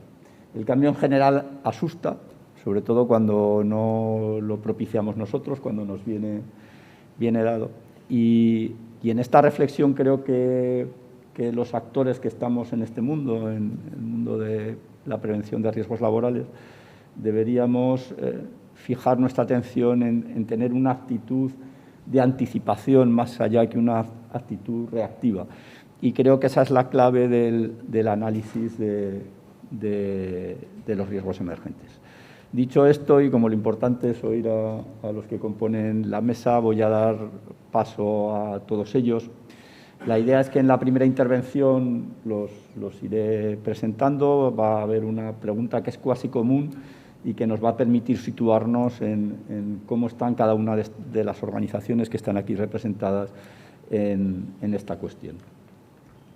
La que va a romper el fuego va a ser Loreto. Y Loreto Beltrán, como sabéis, es responsable de Medio Ambiente, Prevención de Riesgos Laborales y del Sistema de Gestión de Calidad de COE Aragón. Loreto, lo que nos gustaría conocer es cómo está abordando COE Aragón el tema de los riesgos emergentes y de la problemática que genera. ¿Cómo lo estáis abordando desde COE Aragón? A ver, nosotros desde COE Aragón llevamos muchos años trabajando en todos los temas de prevención y dentro de ellos obviamente entran los riesgos emergentes. Coincide además que somos embajadores de la Agencia Europea y, por lo tanto, sí que cada año vamos trabajando también en todos los temas que va sacando la Agencia Europea, que suelen coincidir con todos los tipos de riesgos emergentes. Pues se ha trabajado con trastornos musculoesqueléticos, se ha trabajado con riesgos psicosociales, con productos químicos. Básicamente lo que intentamos, además, cuando trabajamos con cualquier tipo de riesgo que identificamos como que es un riesgo emergente, o bien porque es nuevo, como sería la nanotecnología, o porque se está acrecentando más, como sería el caso de los trastornos musculoesqueléticos ligados también al envejecimiento, es intentar hacer trabajos o estudios muy prácticos. Es decir, no buscamos tanto la teoría, el hacer un estudio sesudo que tenga muchas estadísticas y mucha teoría, sino bajar un poco a lo concreto, a aquellos problemas que son los que se derivan del día a día y que son los que al final le podemos poner una solución práctica. Por poner un ejemplo que puede ser anecdótico, pero hace 3 años trabajamos el tema de los riesgos en el sector agrario. Entonces, lo que hacíamos era ir a hablar con los agricultores y con los médicos de cabecera de los pueblos. Entonces, descubres que quien lleva un tractor de la marca John Deere se queda sordo del oído derecho y si lo lleva de otra marca del oído izquierdo, porque resulta que cuando te agachas para enganchar el motor está en un lado o está en el otro. Entonces, esos pequeños detalles que seguramente en un estudio más científico, más académico, no van a salir, sí que pueden salir cuando haces estudios de este tipo. Trabajamos en esa línea siempre con la idea de presentar herramientas o informes o documentos en los que lo que se propongan son soluciones, tanto para las empresas como para que la Administración también tenga herramientas con las que generar las políticas. Y básicamente esa sería un poco la forma en la que abordamos nosotros en este momento este tipo de riesgos. Muy interesante el poner el foco en el aspecto práctico y en la solución de los problemas. José de las Morenas es secretario de Política Sindical e Industrial de UGT Aragón y además es coordinador de la Secretaría Confederal de Salud Laboral y Medio Ambiente de UGT.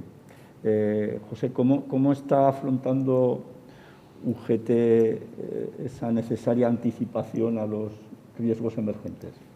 Bueno, en primer lugar agradecer a COE y en especial la figura de Loreto, compañera, y con la cual compartimos muchas mesas de diálogo social y también con Mariví, en este caso, en el Consejo Aragonés de Salud Laboral.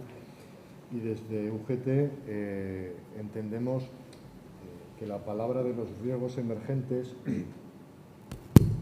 Sí, de riesgos emergentes para nosotros ya no lo son tanto. Desde el año 2004 venimos trabajando en el escenario del marco del apoyo psicológico al conjunto de los trabajadores y las trabajadoras en nuestra región, teniendo como una especial circunstancia que en los primeros años, allá en el 2005, las consultas que más teníamos eran de nuestros propios delegados y delegadas por la propia situación de tensión que sufrían y que tenían vinculado a su actividad laboral, añadido a la actividad sindical, con lo cual también era un objeto a valorar y a tener en consideración. Afortunadamente, las circunstancias y las situaciones han evolucionado, no quiero decir que del todo hayan mejorado, pero sí que entendemos que hay un escenario que la sociedad actual no permite y no consiente determinados estilos de organización o de modelo del trabajo, de relaciones laborales, sobre todo teniendo en cuenta la consideración, como diría mi buen amigo Carmelo Pérez, secretario general de CEPIME, el tamaño de nuestro tejido productivo, es decir, nuestras pymes, que son micropymes, empresas pequeñas, que escasamente tenemos la capacidad de representación sindical y de llegar. Es decir, tenemos un problema evidente que la sociedad ya no consiente determinados estilos o ejercicios del mando. Eso ya existía. Es La dirección y efectiva por determinadas circunstancias o situaciones ya estaba, no es algo nuevo, pero la sociedad toma conciencia y la propia encuesta SNER 2 habla de las condiciones de seguridad y salud del conjunto de los trabajadores y pone en segundo plano ya hace unos años la situación psicológica por detrás de los trastornos musculoesqueléticos como primer origen de factor y de baja laboral. Además, tiene una consideración añadida que es la no consideración de esta situación vinculada con la organización del trabajo o de la mala organización del trabajo, que también la hay, y la hay buena, evidentemente faltaría más, pero no se trata adecuadamente como un escenario laboral. No hay un reconocimiento de la patología psicosocial en el marco laboral. Tenemos algunos escenarios en el marco de la Unión Europea, visto el escenario de Italia o el escenario de trabajar en el grupo N3 a través de la Confederación Europea de Sindicatos, de los grupos de trabajo en Bruselas, de conseguir alcanzar una directiva marco que reconozca los riesgos psicosociales como una enfermedad profesional. Y además, no solo el combatir el efecto reactivo de cuando ya sucede el daño que bien había mencionado Salvador, sino de ser proactivos en evitar el daño, evidentemente, y prevenir, porque aquello que no se conoce no se previene. Y nuestra intención es que todos los delegados y todas las delegadas y todo el conjunto de los trabajadores y trabajadoras de esta región conozcan que tienen derecho a una protección de la salud integral, incluido su salud psíquica. Y hablamos de riesgos psicosociales, hablamos del tecnoestrés, de la tecnoansiedad, de la infoxicación, de la situación del COVID, que ya hablaremos en otro escenario. Pero evidentemente tenemos que conocer que es un derecho que nos asiste. Todos los puestos de trabajo deben de tener una evaluación de riesgos, como marca la propia ley del año 30, la ley 31/1995, pero los riesgos psicosociales siguen siendo esa hermana pobre de la prevención, igual que en el marco de la negociación colectiva.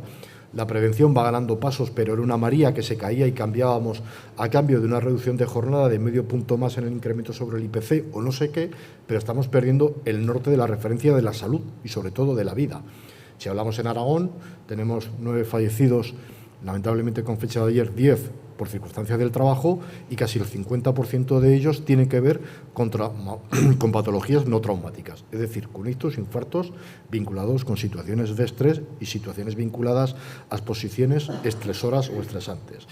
Creemos que es un derecho que debemos de incentivar, que todo el mundo tiene que saber que tiene derecho a tener esa evaluación de riesgos psicosociales en su centro y en su puesto de trabajo y que la Administración debe ser garante de ello, que muchas veces lamentablemente no lo es. Con lo cual, nuestro sentido es formar y organizar y sensibilizar a nuestros cuadros, a nuestros mandos, a los trabajadores y las trabajadoras, especialmente en esta materia, que teníamos un déficit y evidentemente desde el año 2004 hemos venido trabajando hasta hoy y evidentemente el marco estratégico que será el renovar la estrategia de seguridad y salud en el trabajo que tenemos en Aragón, prorrogada por las circunstancias que todos conocéis de la pandemia, incidir en las líneas de intervención de los riesgos psicosociales, realizar situaciones prácticas y concretas y, evidentemente, formar e informar adecuadamente al conjunto de los trabajadores para la defensa de sus intereses y, lo que es más principal, de su salud y de su vida. Muchas gracias. Has entrado pisando fuerte desde el principio. Formar, organizar, conocer, creo que es la clave para poder avanzar en estas materias. Y pasamos a María Victoria. María Victoria Pérez Sierra, responsable de Relaciones Laborales y Desarrollo Sostenible en CEPIME Aragón. María Victoria, ¿cómo está enfrentando CEPIME y sobre todo sus asociadas, que antes hablábamos de pequeña y mediana empresa, que al final es el tejido más importante del empresariado? ¿Cómo está afrontando los problemas derivados de los riesgos emergentes? Bueno, no, ¿se me oye? Sí, ahora, ¿no? Bueno, en primer lugar, agradecer a COE la invitación y, bueno, siempre es un placer compartir espacio tanto con Loreto, con Salvador, con José y con Luis y bueno, pues establecer unos puntos de debate que yo creo que son muy enriquecedores y que son reflejo también del buen ambiente y la paz social que reina en nuestra comunidad autónoma, como se decía anteriormente. Se me oye poco, ¿no? Sí.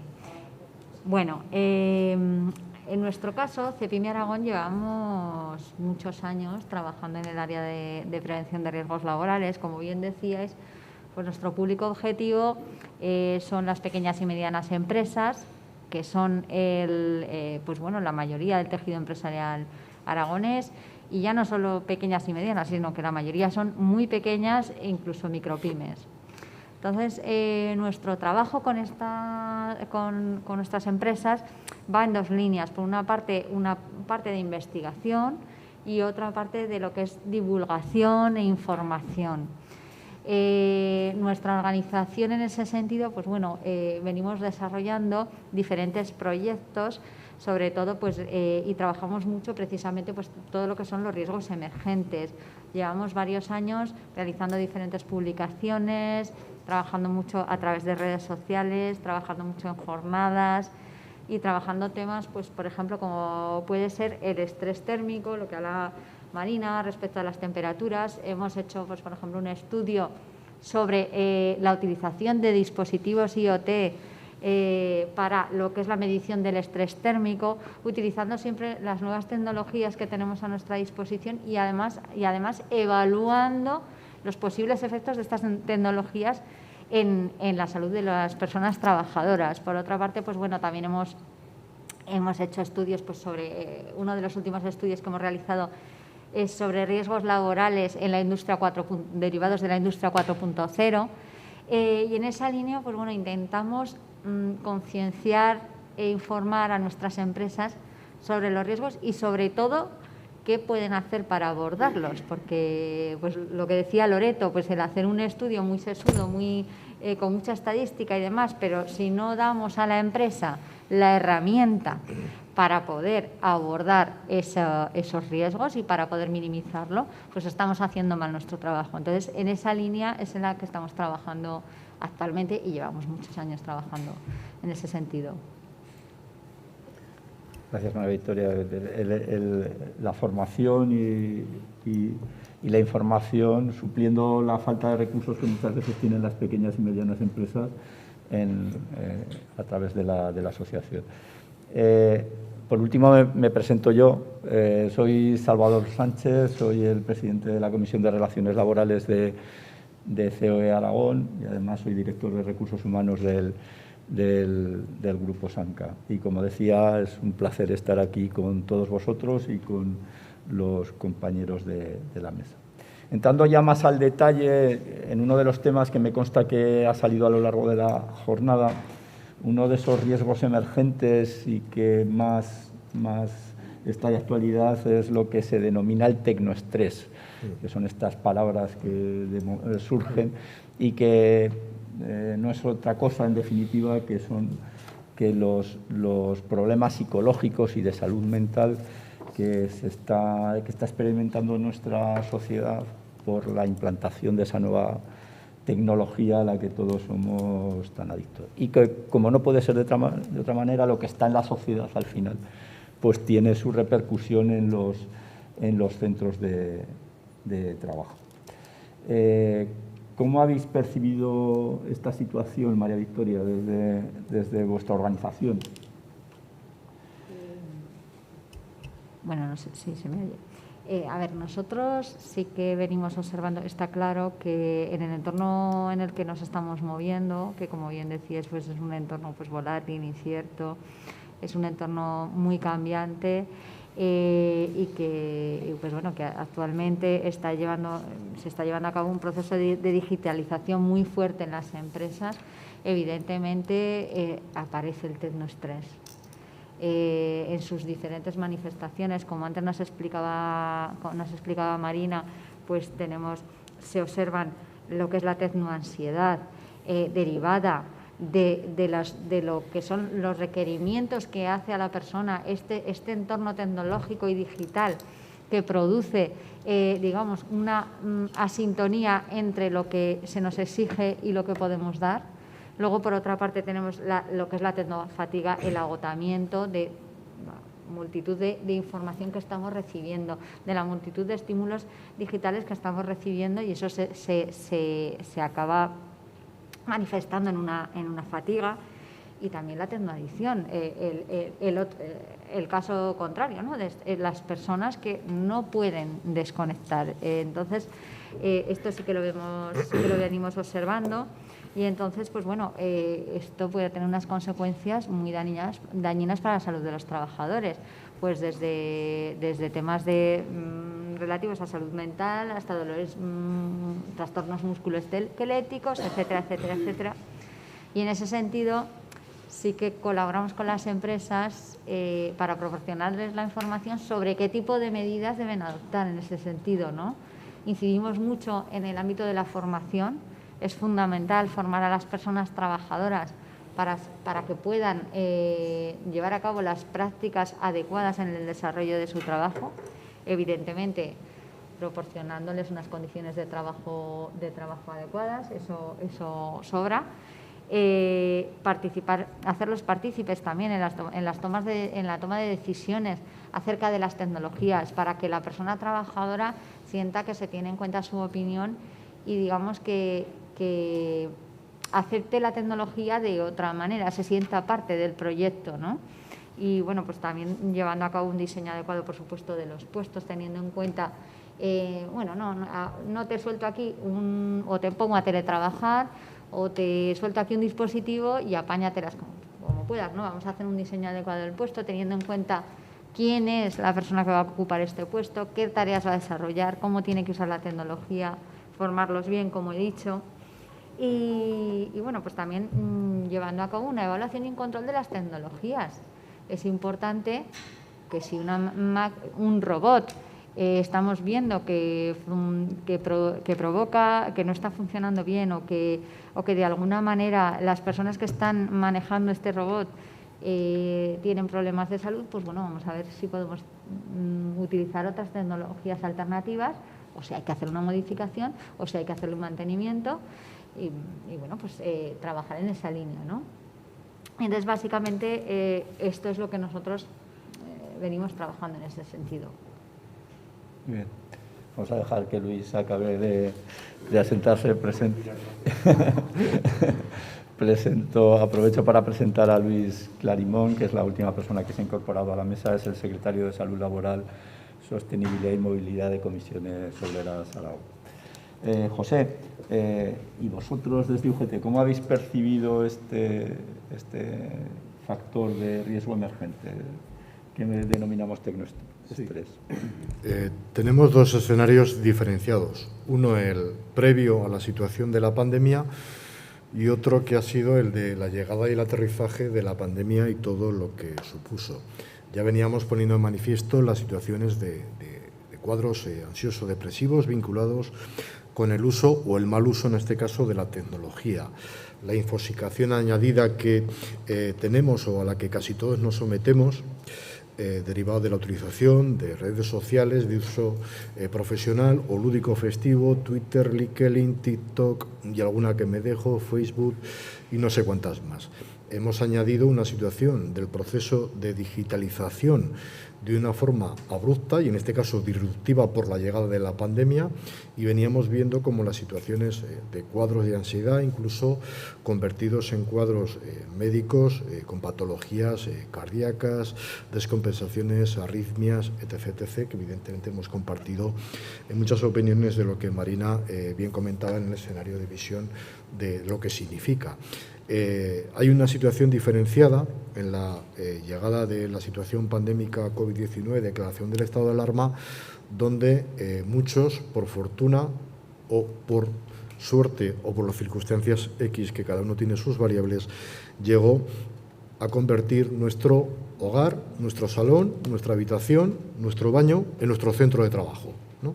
Aquellos que teníamos la posibilidad de teletrabajar, nos vino una situación de imposición de trabajo porque, lamentablemente, la previsión no contaba con una situación llamada SARS-CoV-2 y todo lo que ha supuesto, ¿no? El desarrollo de la COVID-19 ha venido a poner de manifiesto una aceleración del proceso del teletrabajo y no siempre en las mejores condiciones. Hemos visto cómo dio fruto y dio lugar de una manera, yo creo que ha sido el Real Decreto más rápido en cuanto a la ley del teletrabajo, con los condicionamientos que marca, de las consideraciones que tiene, pero dejó mucho a la negociación colectiva y ese es el escenario que tenemos ahora por delante. Y hablamos incluso no de la autoevaluación, sino de la evaluación de riesgos que se debe realizar en tu hogar que has convertido en tu centro de trabajo, más allá de la parte que dejamos a la negociación colectiva de cómo y de qué manera se compensa el gasto, la utilización de equipos, la instalación de redes o su uso. A esto añadimos una situación añadida, más allá de los medios, que es la infosicación, que evidentemente es notable por todos y para todos, lamentablemente, y la conectividad y la conexión que supone el estar 24 horas conectado. Yo creo que es una saturación excesiva y hablamos del lenguaje y nos han ganado hasta en el lenguaje. Vamos a hablar del derecho de desconexión, pero ¿cuándo yo le he dado a alguien autorización a que me tenga conectado 24 horas? Hablo del marco laboral, no del social, que también debería estar controlado, pero sería otro debate. Hablamos de que tenemos una jornada, que tenemos un escenario de horas laborales, 1.760, 1.845, la que tu convenio marque de referencia y establece unas condiciones de lunes a viernes, de lunes a domingo, de 6 a 2, de 2 a 10 y de 10 a 6. Termino mi trabajo, ficho y me voy a casa. Desplazamiento itinerario, no, accidentes o no. Pero ¿qué pasa cuando termino mi jornada de trabajo delante de un portátil, del uso del control de los algoritmos, de esos datos, de la privacidad de esa situación y de acceso? Y cuando tengo otra cosa llamada teléfono, smartphone inteligente, que lo de la inteligencia no tiene que ver nada con un teléfono seguro, que permanentemente estoy recibiendo instrucciones del grupo de WhatsApp, del grupo de producción, del cambio de turno o mírame este mail que te he mandado a las 3 de la mañana. Yo no he autorizado a nadie a que me envíe un correo a las 3 de la mañana. Ni a mi jefe de recursos humanos, ni a mi director productivo, ni a nadie que tenga que ver con un escenario de un desarrollo normal. Con lo cual hablamos de la desconexión del derecho. El derecho ya existe, ya está. Tenemos un establecimiento de la jornada laboral y eso genera una carga añadida de que si no contestas te ves excluido, que te ves limitado, y hablamos de la precariedad laboral que tiene que ver mucho con esas condiciones y los factores añadidos de la pérdida o el miedo a la pérdida del empleo, del trabajo, por no responder, no contestar cuando tengo un contrato y una relación contractual que marca mi horario y mi jornada, igual que en un centro de trabajo establecido al uso. Evidentemente, un problema añadido que ha puesto de manifiesto que la llegada forzosa del teletrabajo, que no ha tenido que ver nada con la digitalización, sino con la llegada de la pandemia, que ha sido lo que nos ha dado un mazazo de todo ámbito, y creo que las patologías de origen mental va a ser un brote tremendo, va a ser más importante que el daño económico sufrido en el contexto general de nuestro Aragón y nuestro país, y que el daño psicológico, el daño mental, no tiene la respuesta sanitaria adecuada, estoy convencido, y que además que la parte laboral debería ser, Marina, una parte muy importante del trabajo de las mutuas, que son aquellas que tienen la capacidad de la contingencia profesional y accidente de trabajo asignada, pero que lamentablemente el marco jurídico legal que tenemos no lo permite, con lo cual nuestro trabajo será trabajar en pos de ello para prevenir, para evitar y evidentemente reparar el daño. Bueno, yo creo que has abierto un tema muy interesante que si queréis continuamos el hilo, que es este denominado desconexión digital, que la podemos analizar desde el punto de vista laboral, pero también desde el punto de vista personal, por los posibles daños psicológicos y de salud mental a los que nos referíamos al inicio. Loreto, ¿qué opinas en relación con este tema? A ver, respecto a la desconexión, obviamente está regulado, es un derecho de los trabajadores, pero el problema yo creo que surge cuando es el propio trabajador el que no desconecta. Es decir, muchas veces sí que es verdad que es el jefe el que te puede mandar una cosa y tú te ves obligado a contestar, pero otras veces son los propios trabajadores los que son incapaces de desconectar y que los que cuando llegan a su casa comprueban el correo electrónico a ver si hay algo, y los que cuando están aburridos se ponen a mirar y mandan un correo electrónico a un compañero o al jefe a determinadas horas. Es decir, es una labor que tenemos que aplicarnos todos, que no solo es algo que la empresa, que hay muchas que ya han empezado a trabajarlo, deba establecer las normas, sino que los trabajadores también tienen que cumplirla. Esta desconexión, además, yo creo que la unes a que cuando no estás conectado con temas de trabajo, te conectas a ver documentación que muchas veces tiene relación con el trabajo que tú haces, aunque no sea tu trabajo, pero, y por ponerme como ejemplo, pues igual yo no estoy haciendo algo de mi trabajo, pero estoy mirando un artículo que ha salido de prevención muy interesante, es decir, al final es la propia persona la que con todas estas tecnologías, todo este acceso que tienes, no llega a desconectar nunca con la consiguiente fatiga que esto te puede suponer. Es un tema sobre el que yo creo que más que regular, y porque yo creo que regular está muy bien, pero el papel lo aguanta todo y al final lo que hace falta es sensibilizar y que la gente asuma realmente que es necesario, como decía en una charla en la que estuve hace tiempo, es necesario aburrirse y es necesario estar sin hacer nada. Es decir, eso le viene bien al cerebro, fomenta la imaginación, entonces no hay que estar constantemente ocupado con algo, pero la gente ha perdido un poco, parece que si no estás siempre haciendo algo eres un vago, y no. O sea, hay que volver a inculcar esta sensibilización de que hay que tener tiempo para no hacer nada, para aburrirse, para poder desconectar realmente de todo más allá de lo que marquen las regulaciones. Y respecto al tema del teletrabajo, yo creo que uno de los mayores problemas que tiene el teletrabajo, el derivado del COVID, o sea, más allá de las regulaciones que se puedan hacer para un teletrabajo más normalizado y no este que nos vino de repente como una avalancha, yo creo que uno de los problemas también que puede surgir a partir de ahora es que, como decía José, hemos convertido nuestra casa en nuestro centro de trabajo, pero es que también con las videoconferencias hemos perdido nuestra intimidad del lugar donde nos refugiábamos nosotros. Entonces, al final ahora todo el mundo sabe cómo tenemos decorado nuestro salón, todo el mundo habla de cómo es nuestro cuarto y al final eso es una pérdida también de intimidad que puede acabar generándonos algún problema también psicosocial, porque pues bueno, hay determinadas cosas que a todos nos gusta mantener en el ámbito de lo privado y que con esta situación no ha sido posible. Y vamos, todos los que hayáis tenido videoconferencias, sobre todo al inicio de la pandemia, lo habréis vivido, el que de repente pasa por detrás tu hermana, tu hijo, tu marido, haciendo alguna cosa mientras tú estás y se le ve en pantalla. Yo creo que esa parte puede llegar a afectarnos al final también por la pérdida de intimidad que supone de un espacio que se suponía que era propio nuestro solamente. Muy bien. Luis, ya ves que aterrizas ya en pleno fraude. ¿Cuál es tu opinión en relación, y seguimos el hilo de la desconexión digital? ¿Esa desconexión digital es laboral cuando sales del trabajo, pero hay veces que es familiar y de los problemas de familia cuando estás en el trabajo? Entonces, ¿cómo gestionamos esa dualidad? Porque ¿cómo trabajamos en ella? Bueno, en primer lugar, agradecer la invitación y disculpar la tardanza porque hemos tenido ejecutiva y no podía escaparme antes.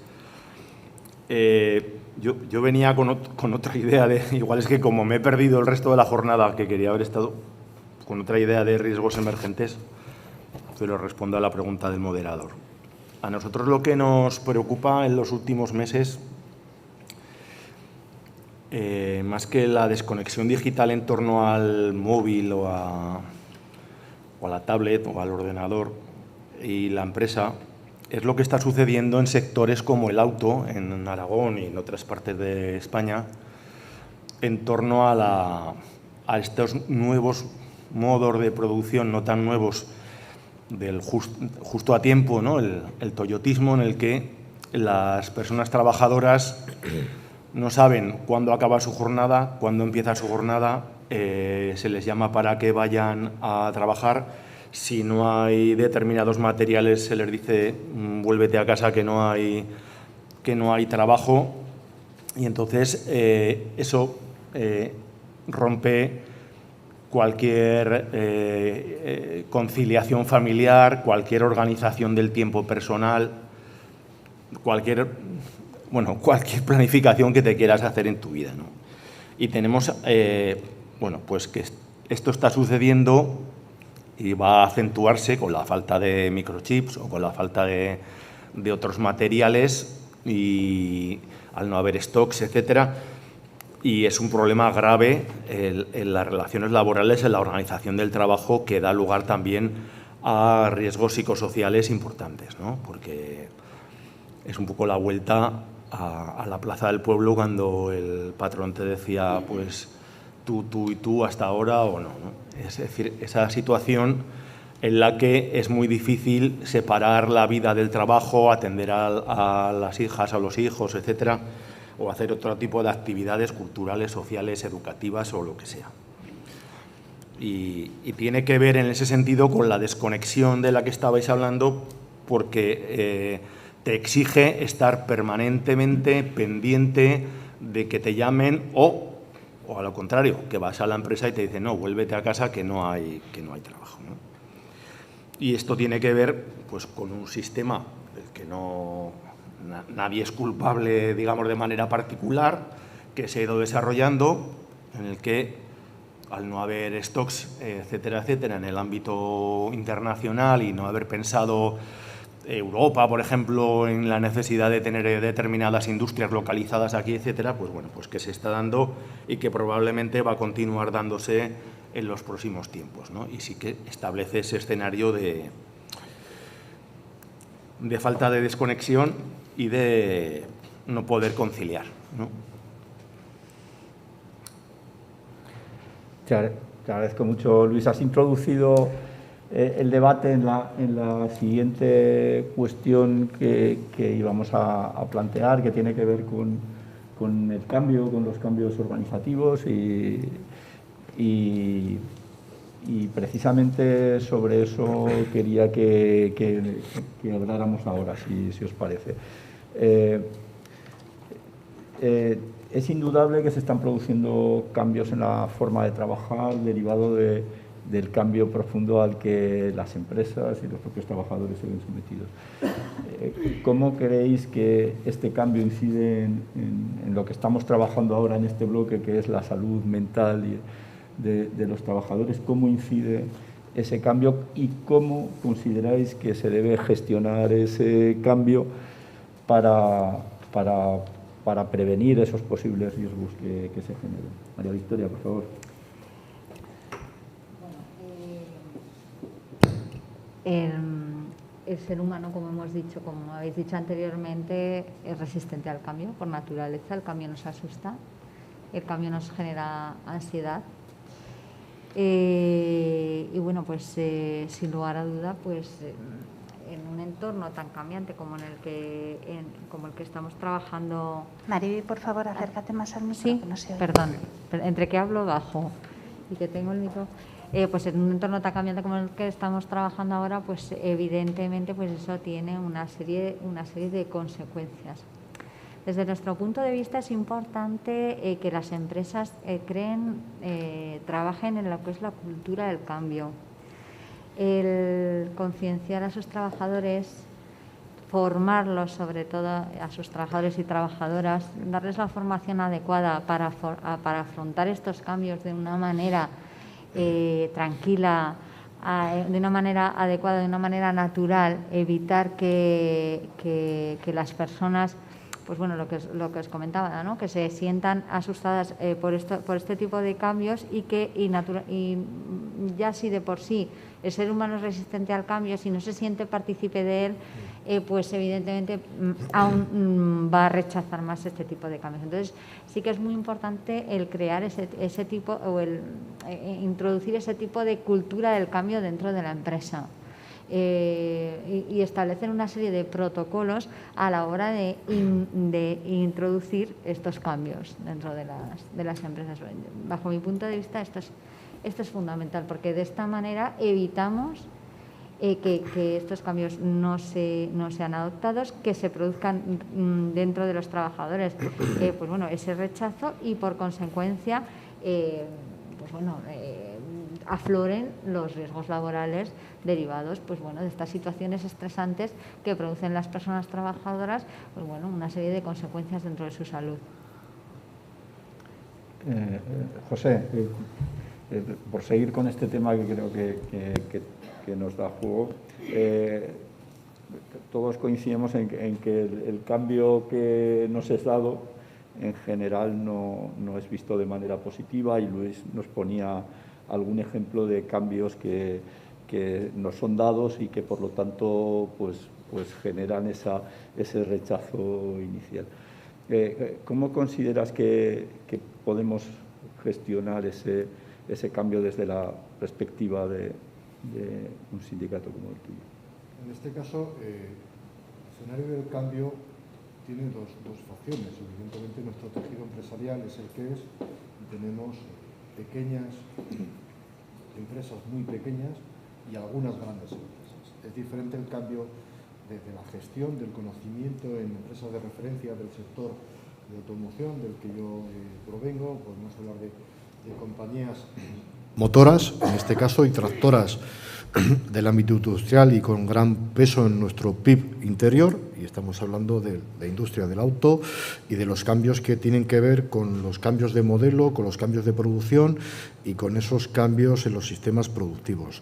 Creo que tenemos que ser, tanto en una como en otra, es más fácil llegar, evidentemente, a través de un comité de empresa de 30 representantes, de 15, de 10, de 3, que llegar a donde el modelo del cambio es cuando el propietario, el patrón, llega y dice esto se hace así porque se ha hecho toda la vida. Evidentemente, si somos motores, si somos activos en ese cambio y en ese modelo de cambio de gestión o de producción, y se habla mucho de la digitalización, pero solo estoy viendo la llegada de la digitalización a las grandes empresas tractoras o a determinados escenarios de sectores de servicios, de tecnologías, incluso de la salud o de prestación del teletrabajo, de compañías que evidentemente son esencialmente de servicios. Pero la empresa pequeña veo muy poco la llegada de la inteligencia artificial, de modelos de análisis de algoritmos para mejorar la calidad o de los sistemas de gestión de QRs en determinadas empresas muy pequeñas porque no tienen capacidad económica o tecnológica de momento para ello. Por ello también deben revertir esa situación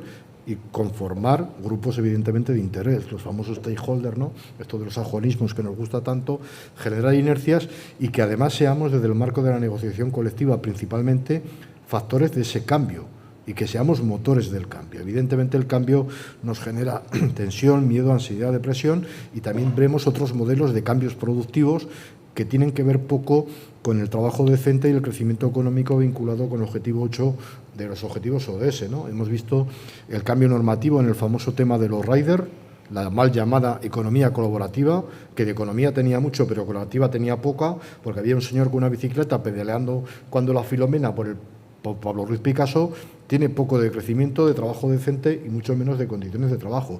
También hay que tener cuidado esos cambios organizativos que dependen únicamente de un smartphone y de una prestación permanente 24 horas en la escala si subes o si bajas. Evidentemente, yo creo que eso es un trabajo, por lo cual tiene que ser un trabajador y no un elemento o falso autónomo, como hemos visto en determinadas sentencias que no voy a mencionar porque aburriría evidentemente a los que estáis aquí. Creo que tenemos que ser motor y parte del cambio y que el diálogo social y la negociación colectiva es clave para todo ello y que los trabajadores tienen que tener conocimiento del cambio y cambio del conocimiento. Loreto.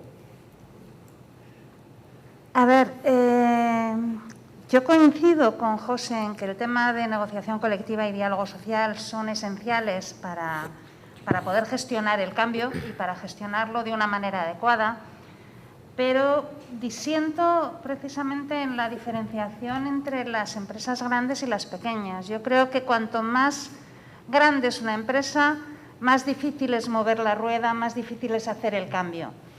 Es mucho más fácil ponerte de acuerdo entre 4 o 5 que poner de acuerdo a 1000 personas. Evidentemente, entre 4 o 5 suele haber menos herramientas de formación y por eso la negociación colectiva y el diálogo social tienen su papel importante ahí para ayudar, pero luego una vez que les has podido dar estas herramientas, puede ser mucho más sencillo implementar este cambio que en grandes empresas donde aunque se empiece el cambio desde la cúpula, como tienes que bajar muchos escalones hasta que realmente el cambio llega, puede tardar mucho más tiempo.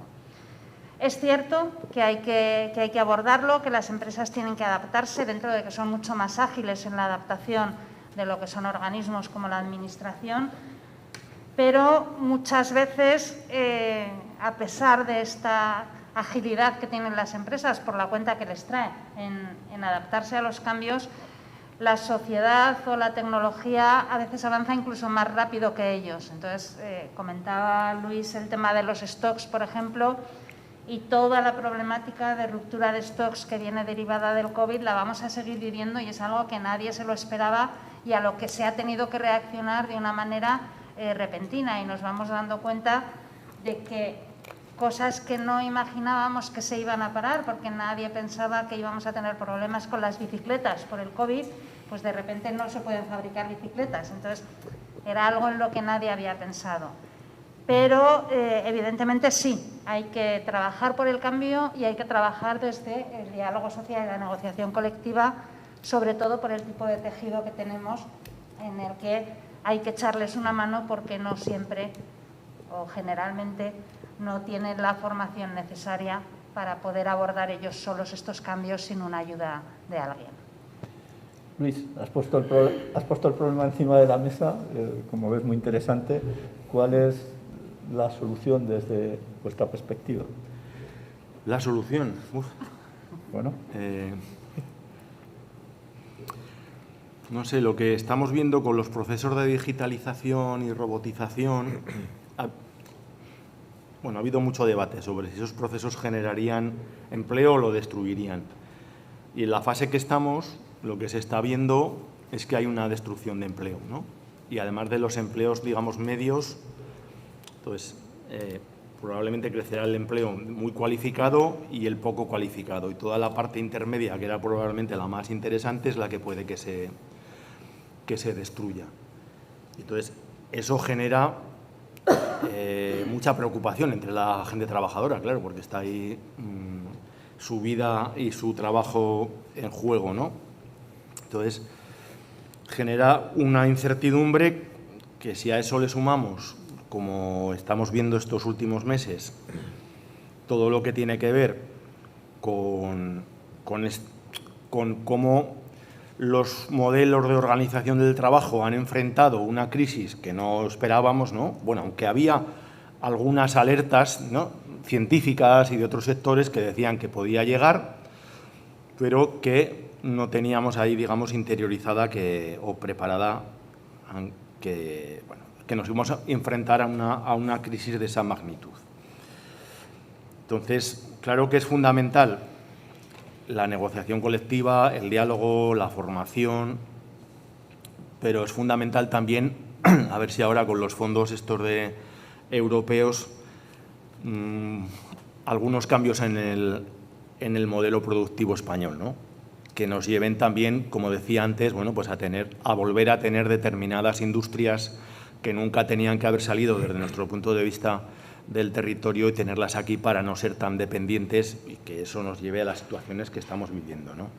Entonces, en ese sentido, claro que es importante que haya acuerdo y que haya, tanto con los gobiernos como con los empresarios y los trabajadores, esa búsqueda de diálogo para ese cambio de modelo productivo, porque al final eso redundará también en las formas de organización del trabajo y en la mejora de las condiciones, ¿no?, básicamente. Un tema que está muy ligado a este y que cuando preparábamos la mesa redonda salió encima de la mesa es el tema del incremento de la utilización por parte de las personas afectadas por estos problemas psicológicos y de salud mental de las drogas, permitidas o no permitidas, y los riesgos que se generan en el ámbito laboral. Y también un aspecto que nos parecía importante para que fuera objeto de opinión en esta mesa, el cómo poder controlar esas situaciones dentro de los centros de trabajo. En ese sentido, María Victoria, ¿qué puedes aportarnos o cuál es vuestra opinión en relación a esta cuestión? A ver, el tema es un tema bastante peliagudo en sí, pero sí que es verdad que, las cifras están ahí y sabemos que en 2020 el consumo de medicamentos para la ansiedad registró la cifra más alta de la última década. debido, pues bueno, principalmente a la pandemia. Claro, que una persona trabajadora consuma sustancias y determinados medicamentos, pues eso puede ocasionar un riesgo elevado, pues tanto para su salud como para la del resto de sus compañeras y compañeros, según a qué ocupación se dedique. En todo caso, el consumo de sustancias en el ámbito laboral, pues bueno, es negativo en cualquier caso. Partiendo de esa base, es muy importante llevar a cabo dentro de la empresa una adecuada gestión de lo que son los riesgos psicosociales. Eso por una parte. Por otra parte, yo considero que sí que es importante a la hora de abordar este tipo de controles y demás, o la posibilidad de realizar estos controles, el hacerlo en el marco del diálogo social, en el marco de la negociación con el comité de empresa o con los delegados sindicales y siempre teniendo como misión, evidentemente, cuidar de la salud de los trabajadores y el prestar apoyo a estas personas que sufren este tipo de problemática. La obligatoriedad del control del consumo de drogas o estupefacientes y demás, veo complicado que legalmente se pueda instaurar, pero sigo diciendo que en determinados ambientes, pues por ejemplo, a todos nos viene a la mente el accidente aéreo que se produjo porque un piloto estaba consumiendo pues sustancias. Entonces, pues bueno, en determinados casos yo creo que sí que sería necesario. Y en otros, pues quizá siempre y cuando haya un acuerdo entre la parte social y la parte empresarial, pues bueno, estaría bien llevarlo a cabo. José. Bueno, en el escenario de la utilización de sustancias dependientes, y hablamos siempre de drogas, ¿no? Hablamos de la utilización de elementos lúdico-festivos que se incorporan lamentablemente a la vida y al ámbito laboral. Lo decía bien Marina esta mañana, hablando de la compañera de la construcción, de la Fundación Laboral de la CEAC. Cuando se hablaba del sector de la construcción, yo tengo ya unos pocos años, no muchos todavía, espero, casi 57, y recuerdo entrar a tomar un café en mi primeros años de trabajo en el bar La Química, la entrada de La Química, cuando estaba todavía la empresa CIA enfrente, ¿no? Y se estaba construyendo toda esa zona de la Almozara, y veía a los compañeros del sector de la construcción o del Café Madrid, ¿verdad?, los conductores que iban a buscar las cargas y descargas, y veía la barra de entonces y veo la barra de hoy. Afortunadamente hay una gran diferencia, ¿verdad? Para subirse al andamio había que echarle, decía un buen amigo, perdóname la expresión, cojones, ¿no?, en aquellos años, hoy también.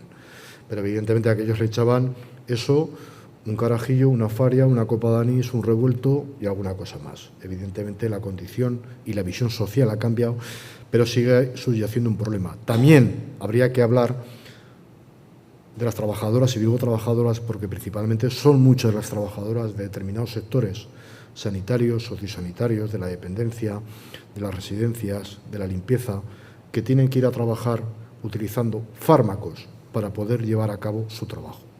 De eso también habría que hablar. Evidentemente, de las condiciones y las circunstancias que les llevan a esa utilización farmacológica, de ese escenario también de drogas para poder desempeñar su trabajo. Pero evidentemente no hablamos de ese escenario, sino de la situación en un marco laboral. Yo soy favorable y soy un defensor del apoyo, de la intervención y del marco del control y del tratamiento de aquellos que sufren una enfermedad. Y no me puedo olvidar de recordar que hasta hace poco tiempo en este país teníamos un artículo en el Estatuto de los Trabajadores, el 52.2d, que permitía despedir justificadamente y objetivamente por estar en situaciones de baja, que muchas empresas lamentablemente se olvidaban de la circunstancia social, de la responsabilidad social, que luego muchos defendemos y hacemos gala, pero que no todo el mundo cumple y lleva, y ejercitaba esa situación en situaciones de dependencia de determinadas sustancias, alcohol o drogas. Hablo de los planes de apoyo y de intervención y de control y de apoyo psicosocial, integral, también y en muchos casos a través de las mutuas. No solo de MAD, a la cual evidentemente conozco y ha sido mi mutua referencia porque cuando empecé a trabajar fue la primera mutua que tuve y además tengo la fortuna de pertenecer a su consejo de control, con lo cual sé su actividad, que no siempre comparto, pero conozco el trabajo que desempeñan y buenas prácticas del apoyo de la desintoxicación como hubo en su momento tabáquica, que hubo campañas, no fuma nunca, pero evidentemente si hablamos de drogas podemos discernir blancas, negras, María, Coca, Speed, otras cuyo nombre no conozco ni quiero conocer, pero sí sé lo que hacen y lo que generan, que es un daño evidentemente social y un daño en el ámbito laboral, que no tiene evidentemente que tener un tratamiento solo de un marco disciplinario. Debe tener un ámbito de apoyo, de integración y de rescate de ese problema. Y hablamos de un apoyo integral psicosocial, tratamientos médicos, terapias y evidentemente apoyo.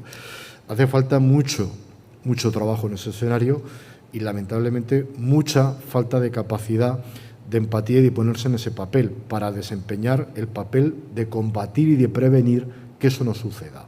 Es cierto que no solo tiene que ver con el marco laboral, pero sí soy contrario a ese control casi obligatorio que en algunas circunstancias algunos se empeñan, sabiendo que algunos escenarios, en el marco de la negociación colectiva, en sus convenios acuerdan que determinados puestos de trabajo tienen que estar sometidos a vigilancia de la salud, no solo por la salud del trabajador o del puesto, sino del conjunto de los trabajadores que están expuestos.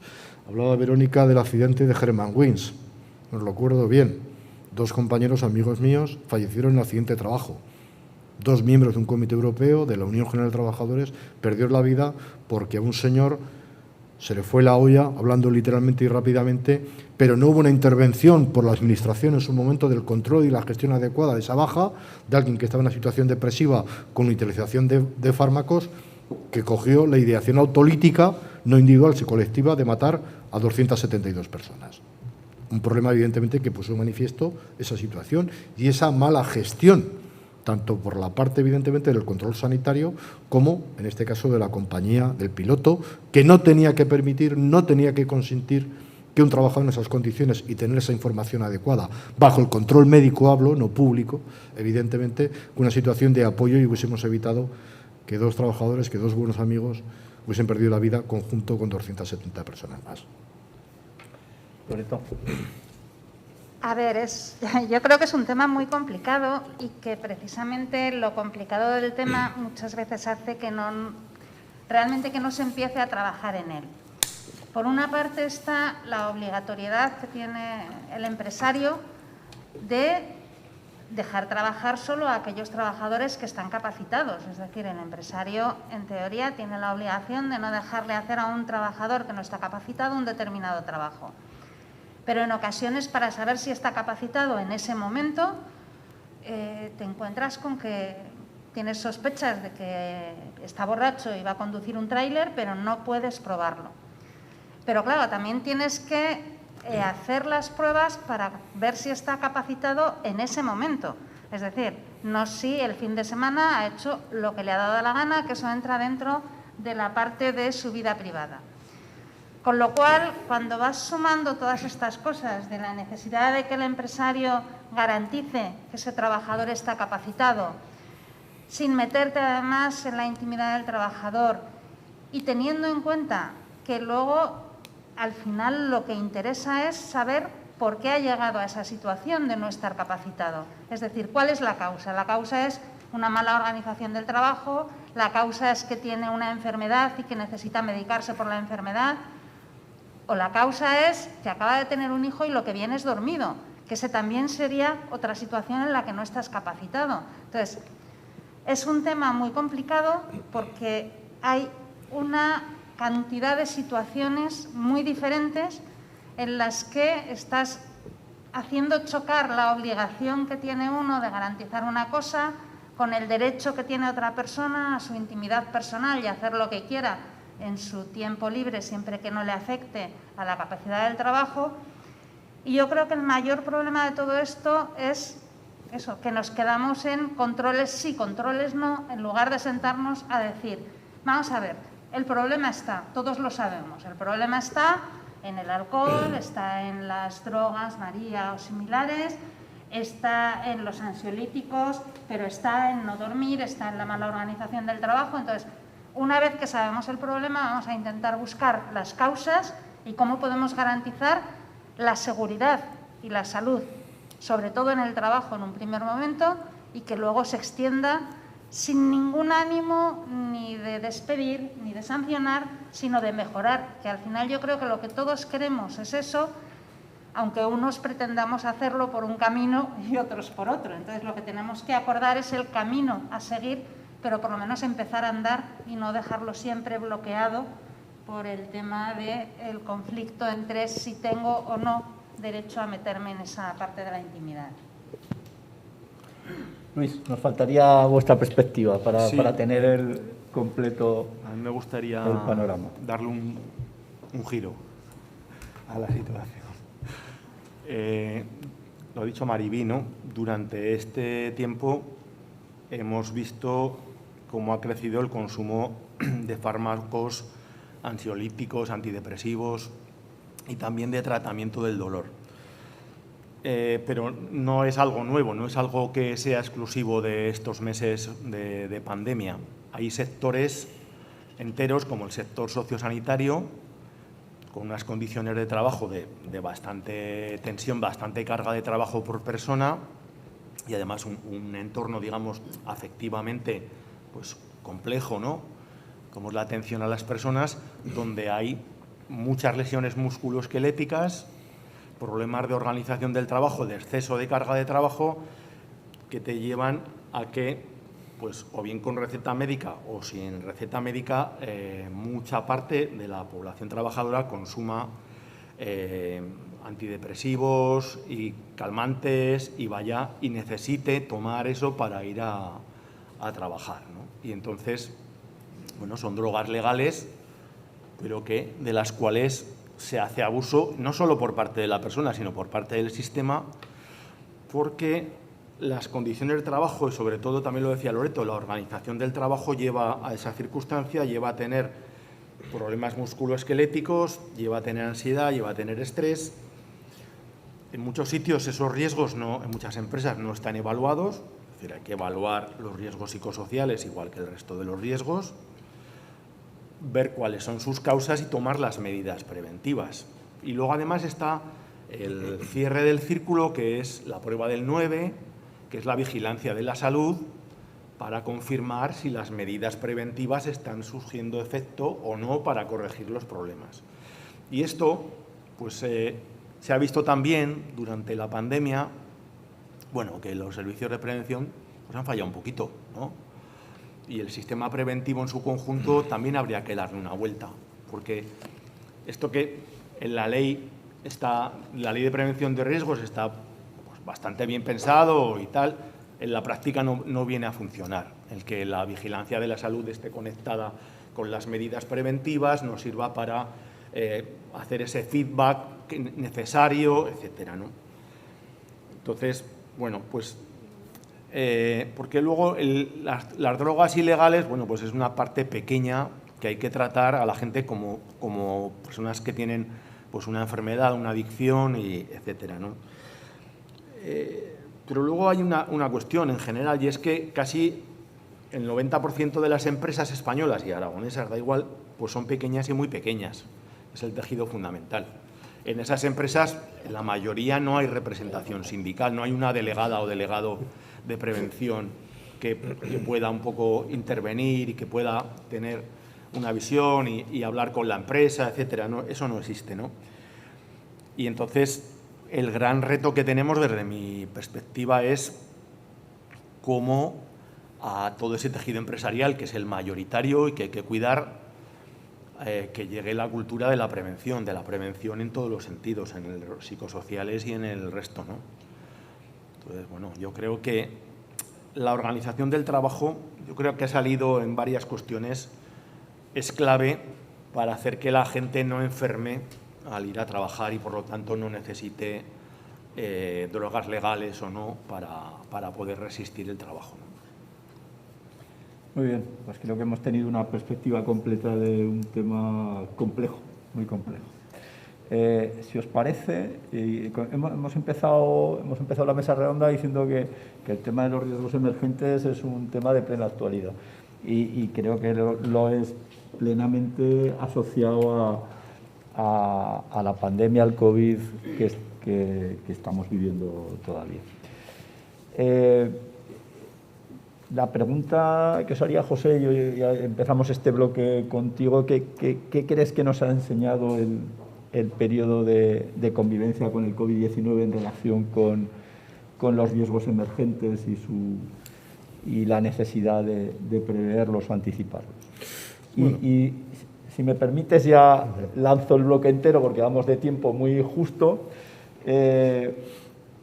Vuestra valoración sobre la obligatoriedad de vacunación como medio para prevenir el riesgo de contagio dentro de los centros de trabajo. Creo que son los dos puntos clave que tenemos que tratar obligatoriamente en este bloque. En cuanto a el escenario de la llegada y el aterrizaje de la pandemia, ¿no? Yo recuerdo esas tardes de salir a las 8 a aplaudir al balcón, ¿no? Y yo decía que, como dicen algunos, del salario emocional no se come, ¿no?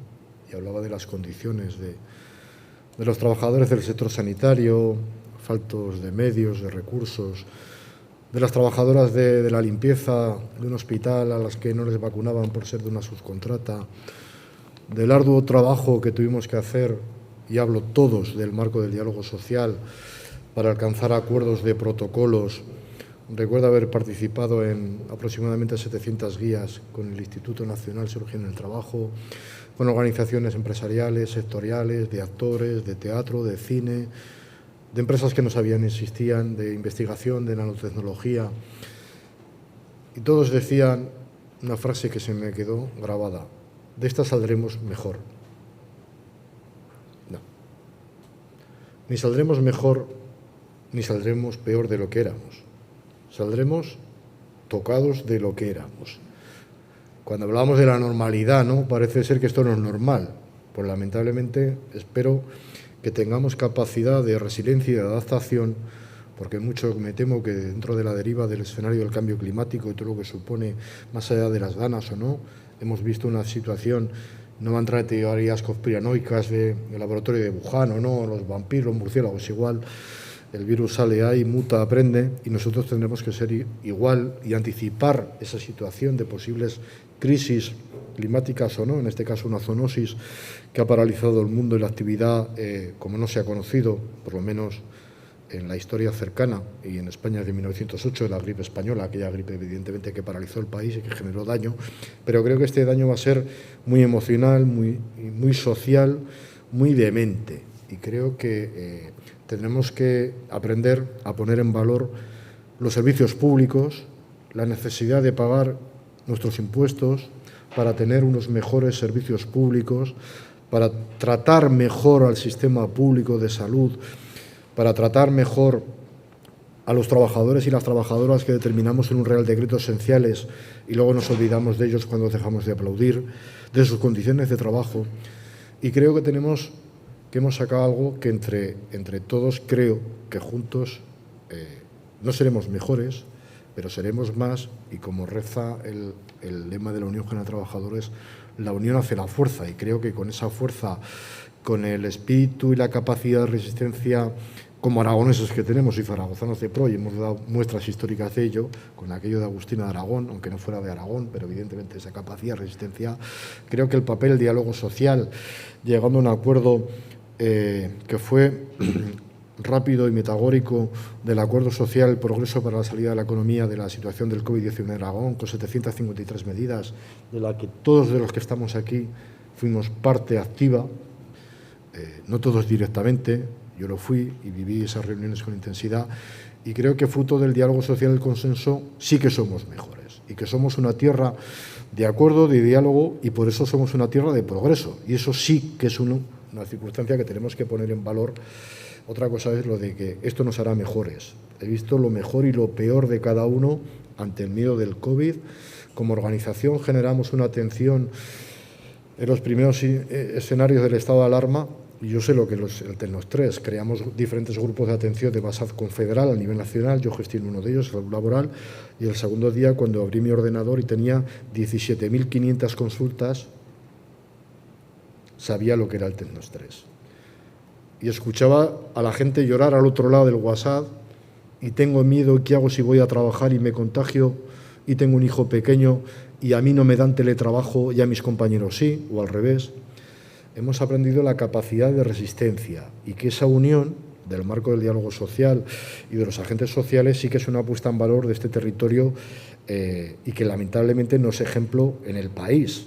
Cuando vemos el escenario del campo nacional, donde más que una cámara alta o baja, aquello parece una pista de 7 circos y que la unión en ese caso no hace la fuerza, sino la desunión.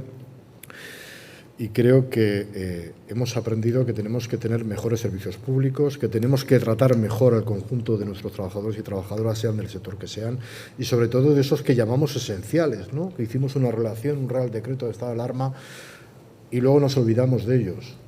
Nos olvidamos de sus condiciones, de su salario, de su precariedad, de su miedo y de que tienen que ir dopados legal o no a su centro de trabajo. Pero bueno, sí que hemos aprendido que somos capaces de resistir y aquel que resiste evidentemente vence.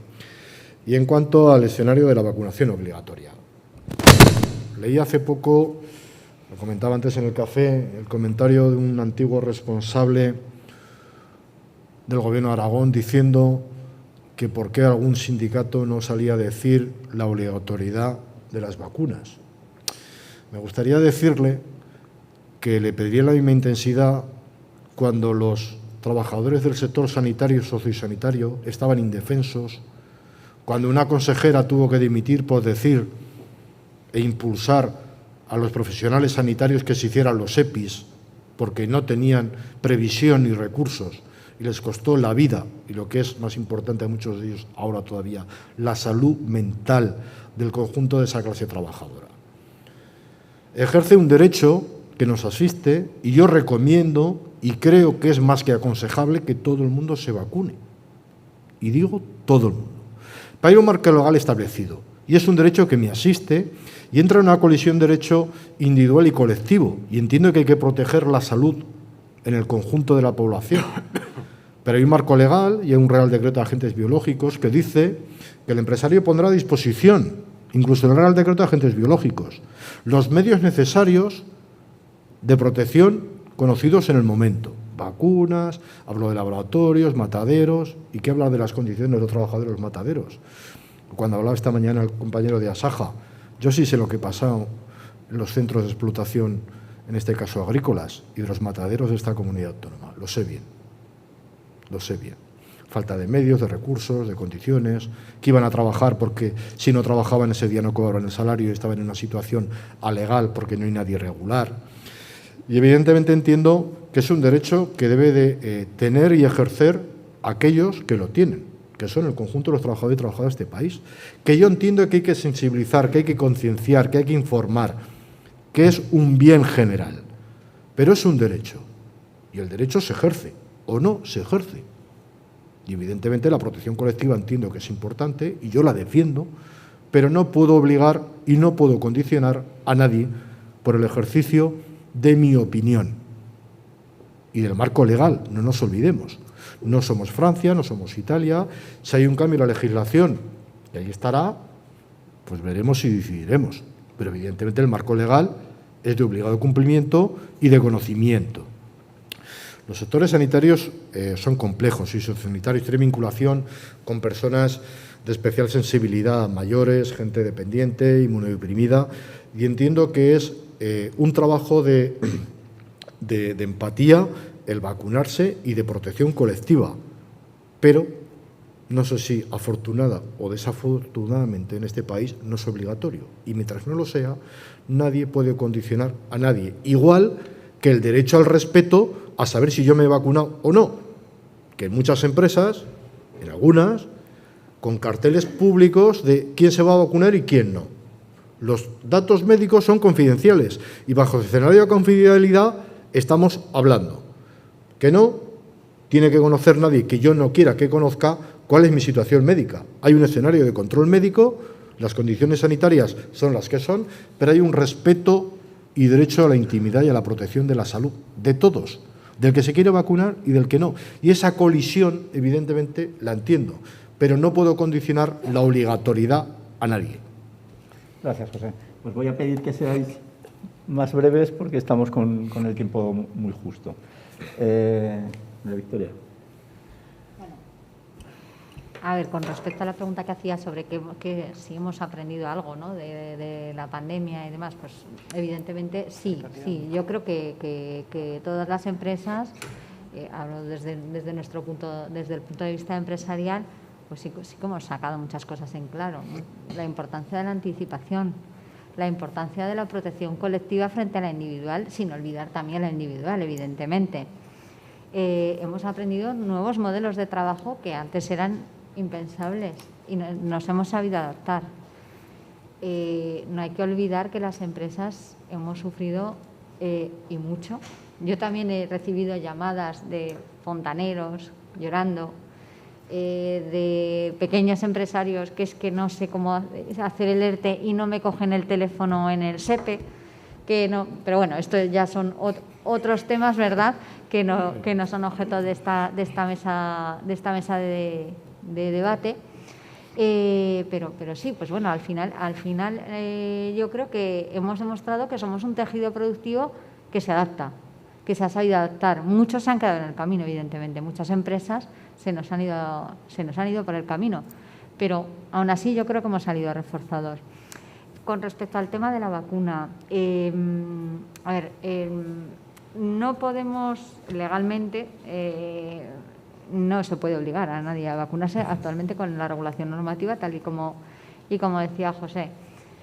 Pero quizá en determinados ámbitos como por ejemplo el sector sociosanitario, en residencias, en las que, pues bueno, tenemos lo comentábamos antes, sentencia del Tribunal Superior de Justicia de Aragón, que dice que el coste de las PCRs de las trabajadoras o trabajadores que trabajan en residencias no lo tiene que asumir el trabajador, con lo cual lo tiene que asumir la empresa. Entonces, claro, la empresa se ve abocada a que tiene que cada 72 horas hacerle una PCR a esta persona y evidentemente pagarla. Y ese mensualmente es un dinero. Entonces, al final no olvidemos que las empresas estamos para ganar dinero.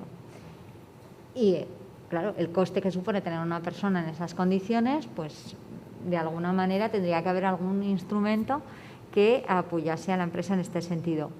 Por lo demás, pues poco tengo que añadir. Yo creo que con lo que hemos dicho, pues casi que... Luis.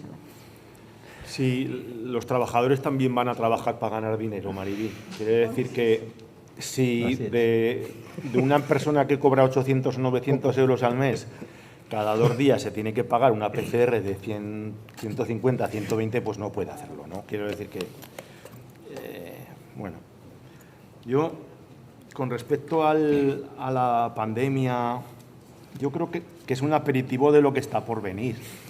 Ha habido una tormenta perfecta, cambio climático, pérdida de biodiversidad y globalización que ha hecho que avanzase mucho más deprisa de lo que podían avanzar las epidemias en otras épocas, ¿no? Es decir, que al día siguiente ya estaba aquí, ¿no?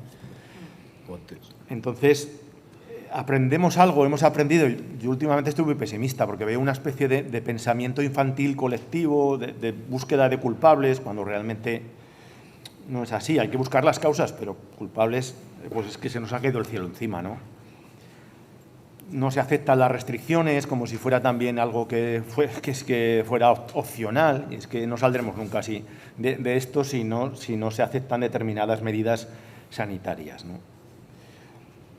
Entonces, bueno, pues ya digo que es como un aperitivo de lo que está por venir y que deberíamos prepararnos, ¿no? Entonces sí que se ha visto cómo la debilidad de los servicios públicos por los recortes, ¿no?, en sanidad, pero también en el SEPE, por ejemplo, o en otros, por decir, se organizan los ERTES, pero no hay funcionarias y funcionarios suficientes como para tramitarlos. se pone en marcha el ingreso mínimo vital, pero no hay funcionarios y funcionarias ni ordenadores para tramitarlos, ¿no? Por ejemplo. Entonces, es difícil, ¿no? Lo mismo ha pasado en enseñanza, donde se ha visto las carencias, ¿no? de las aulas o incluso de profesionales. Vimos que no teníamos mascarillas, que no teníamos respiradores, que haría falta reindustrializar, relocalizar, y eso es un aprendizaje que tendríamos que tener, ¿no? Con respecto a las vacunas, bueno, pues el Estado español es un sitio donde los índices de vacunación son muy buenos, sin necesidad de que sean obligatorios. La polio se ha eliminado, se eliminó la viruela y otras, bueno, que se cortan con las vacunaciones, ¿no? Entonces, la obligatoriedad exigiría sanciones que a veces son difíciles de imponer o de controlar, ¿no? Y eso yo creo que llevaría a que el tema negacionista creciera, cosa que en España pues todavía sigue siendo una minoría, ¿no? Nosotros estamos a favor de las vacunas, nosotros estamos a favor de casi todo lo que tiene que ver con el pensamiento científico, ¿no? Hacemos campaña para que la gente se vacune, pero como ha dicho también José, pues no podemos obligar a que se vacune. Ahora bien, en este caso concreto, en este debate que está habiendo en Aragón en las últimas semanas, yo me hago una pregunta. Como ahora ya somos todos virólogos y epidemiólogos, ¿no? Nos hemos hecho un máster de eso que ese juez decía que era un médico con un cursillo, ¿no? Ah, sí. Lo que leo es que estas vacunas no impiden el contagio, no cortan la transmisión, las que están en marcha ahora, las 4 que están en marcha aquí en España. Ergo, no evitan que yo, aunque me haya vacunado, a mí me tocó la Moderna, ya tengo las 2 dosis, ¿no?, pueda transmitir la enfermedad. Lo que evitan es, en general, y no en todos los casos, depende de las patologías previas, evitan que me ponga muy malico o muy malica, pero no cortan la transmisión. Entonces, no sé muy bien, me gustaría que los científicos, los epidemiólogos, nos dijeran de qué estamos hablando. Porque si no cortan la transmisión, y eso es lo que nos dicen, ¿de qué estamos hablando? Cuando se dice de si hacerlo obligatoria o no en los centros de trabajo. Esa parte, de verdad, lo digo sinceramente, que me gustaría que los científicos nos aclarasen eso, porque al final no sé por qué ha surgido. Es decir, si da igual que una trabajadora de residencia esté vacunada que no, en los términos de transmisión, pues entonces ¿de qué estamos hablando? Otra cosa es que es bueno que nos vacunemos para protegernos a nosotras mismas y a nosotros mismos, ¿no? Entonces, bueno, yo ahí sí que tengo alguna duda de dónde viene. Bueno, a no ser que digan, no, es que sí que tiene una cierta capacidad de cortar la transmisión. Bueno, pues que nos lo digan con claridad, pero actualmente lo que nos están diciendo y lo que estamos viendo en esta quinta ola es que hay mucha gente vacunada que se está contagiando, que en muchos casos se pasa la enfermedad pues como un catarro, etcétera, gracias a que estás vacunado o vacunada. Entonces, yo ahí, de verdad, me gustaría una claridad de datos científicos sobre este asunto para sacarnos de esta duda que nos invade. Gracias. Loreto. Bueno, respecto a lo que hemos aprendido o no, y esto lo voy a ligar con lo que acaba de decir Luis, yo creo que hemos aprendido muy poco y que hemos ido a salto de mata a base de reaccionar a lo que nos iba viniendo, como bien sabíamos, y cambiando de idea cada 5 minutos. Creo que las empresas y los trabajadores, y en general en Aragón, donde el diálogo social funciona muy bien y está reconocido por muchas comunidades autónomas, creo que se ha reaccionado mucho mejor que en otros sitios, pero que se ha reaccionado a nivel, por decirlo de alguna manera, interno. Es decir, lo que no se han establecido han sido unos mecanismos que nos permitan estar preparados no para por si pasa, sino porque hay 84.000 virus susceptibles de ser zoonosis. Y hay algunos, como el virus del Nilo, el virus Zika, que ya están aquí y que antes no estaban en España, pero que por cambio climático ya están aquí y van saliendo casos. Entonces, no se trata de saber si esto va a volver a pasar o no, sino de cuándo. Y que cuando pase, que esto nos haya servido para reforzar, pues como decíamos en la otra mesa, los sistemas de alerta temprana, los sistemas de atención sanitaria, etcétera.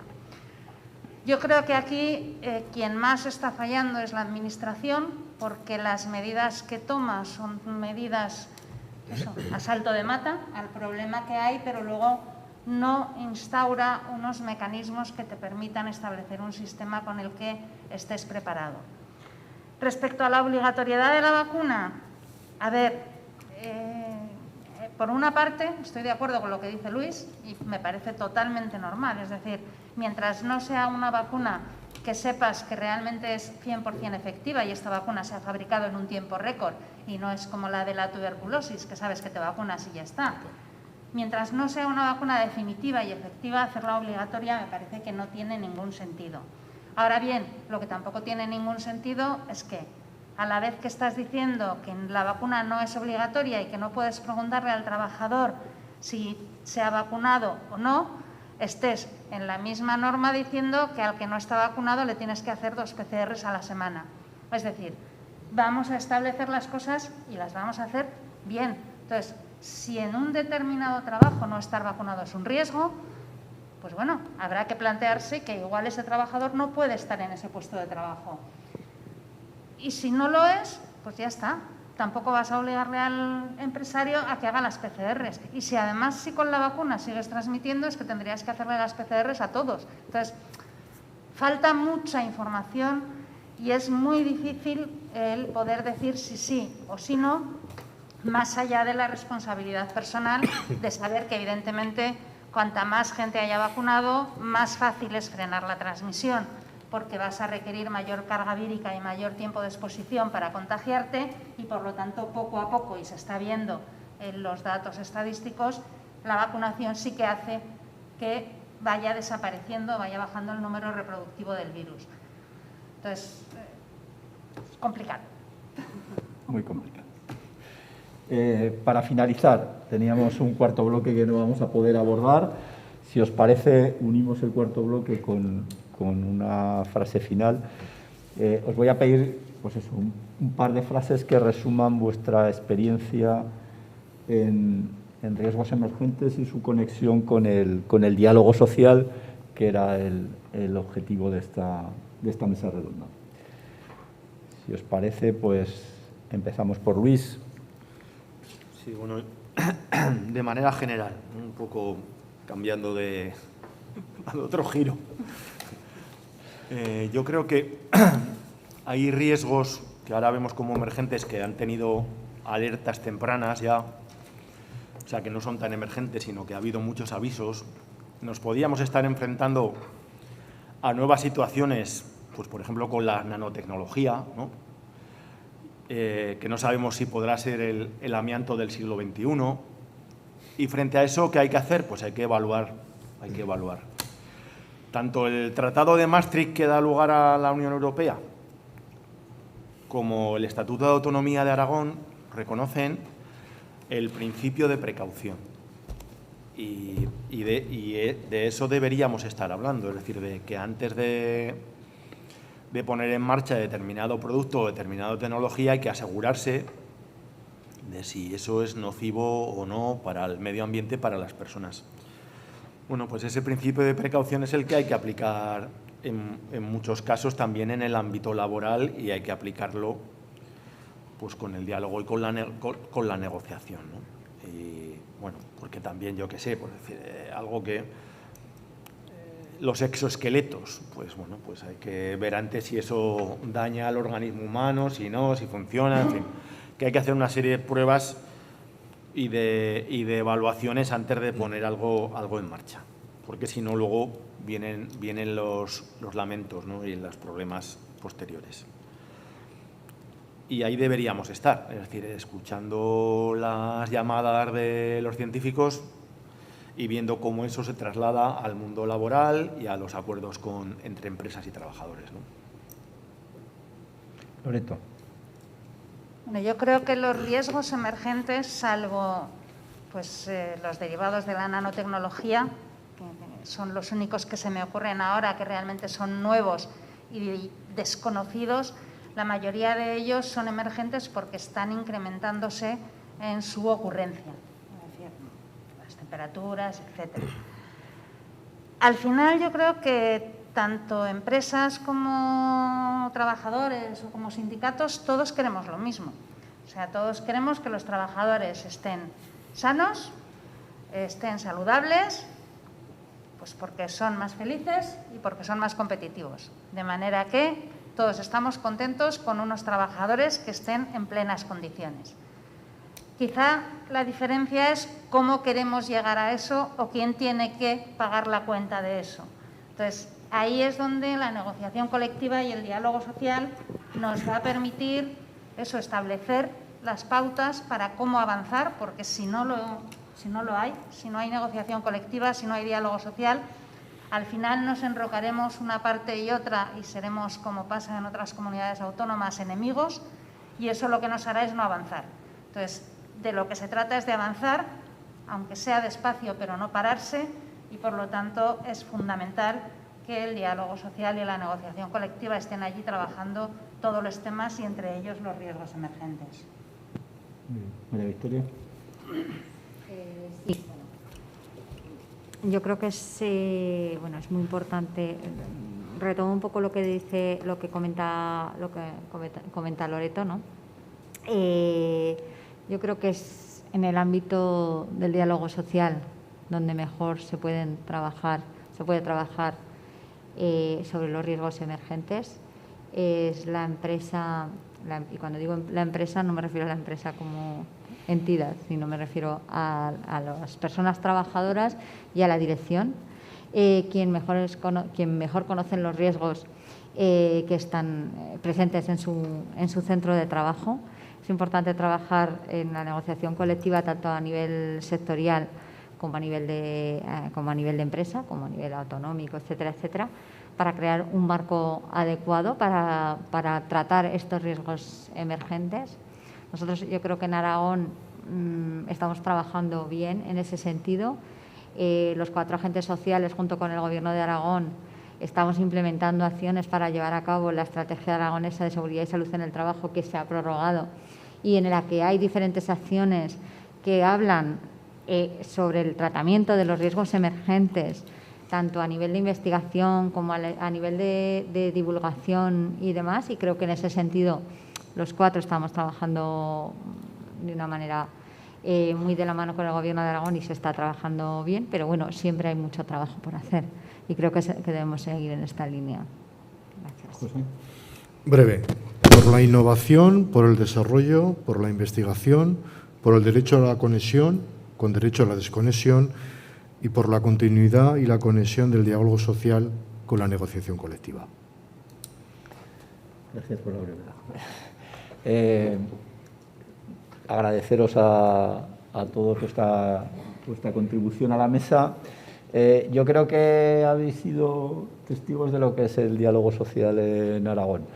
Sobre un punto tenemos opiniones quizá diferentes, pero un objetivo común. Y yo creo que lo ha resumido Loreto. El objetivo común en este tema concreto de riesgos emergentes es garantizar la salud de los trabajadores. Todos sabemos que ese es el objetivo de todos los que estamos trabajando en el diálogo social. Y lo que tengamos que encontrar es el punto en el que coincidamos para encontrar los medios para hacerlo efectivo. Lo dicho, muchas gracias a todos por vuestra paciencia, que ha sido muchísima después de prácticamente 5 horas. Y nada, muchas gracias.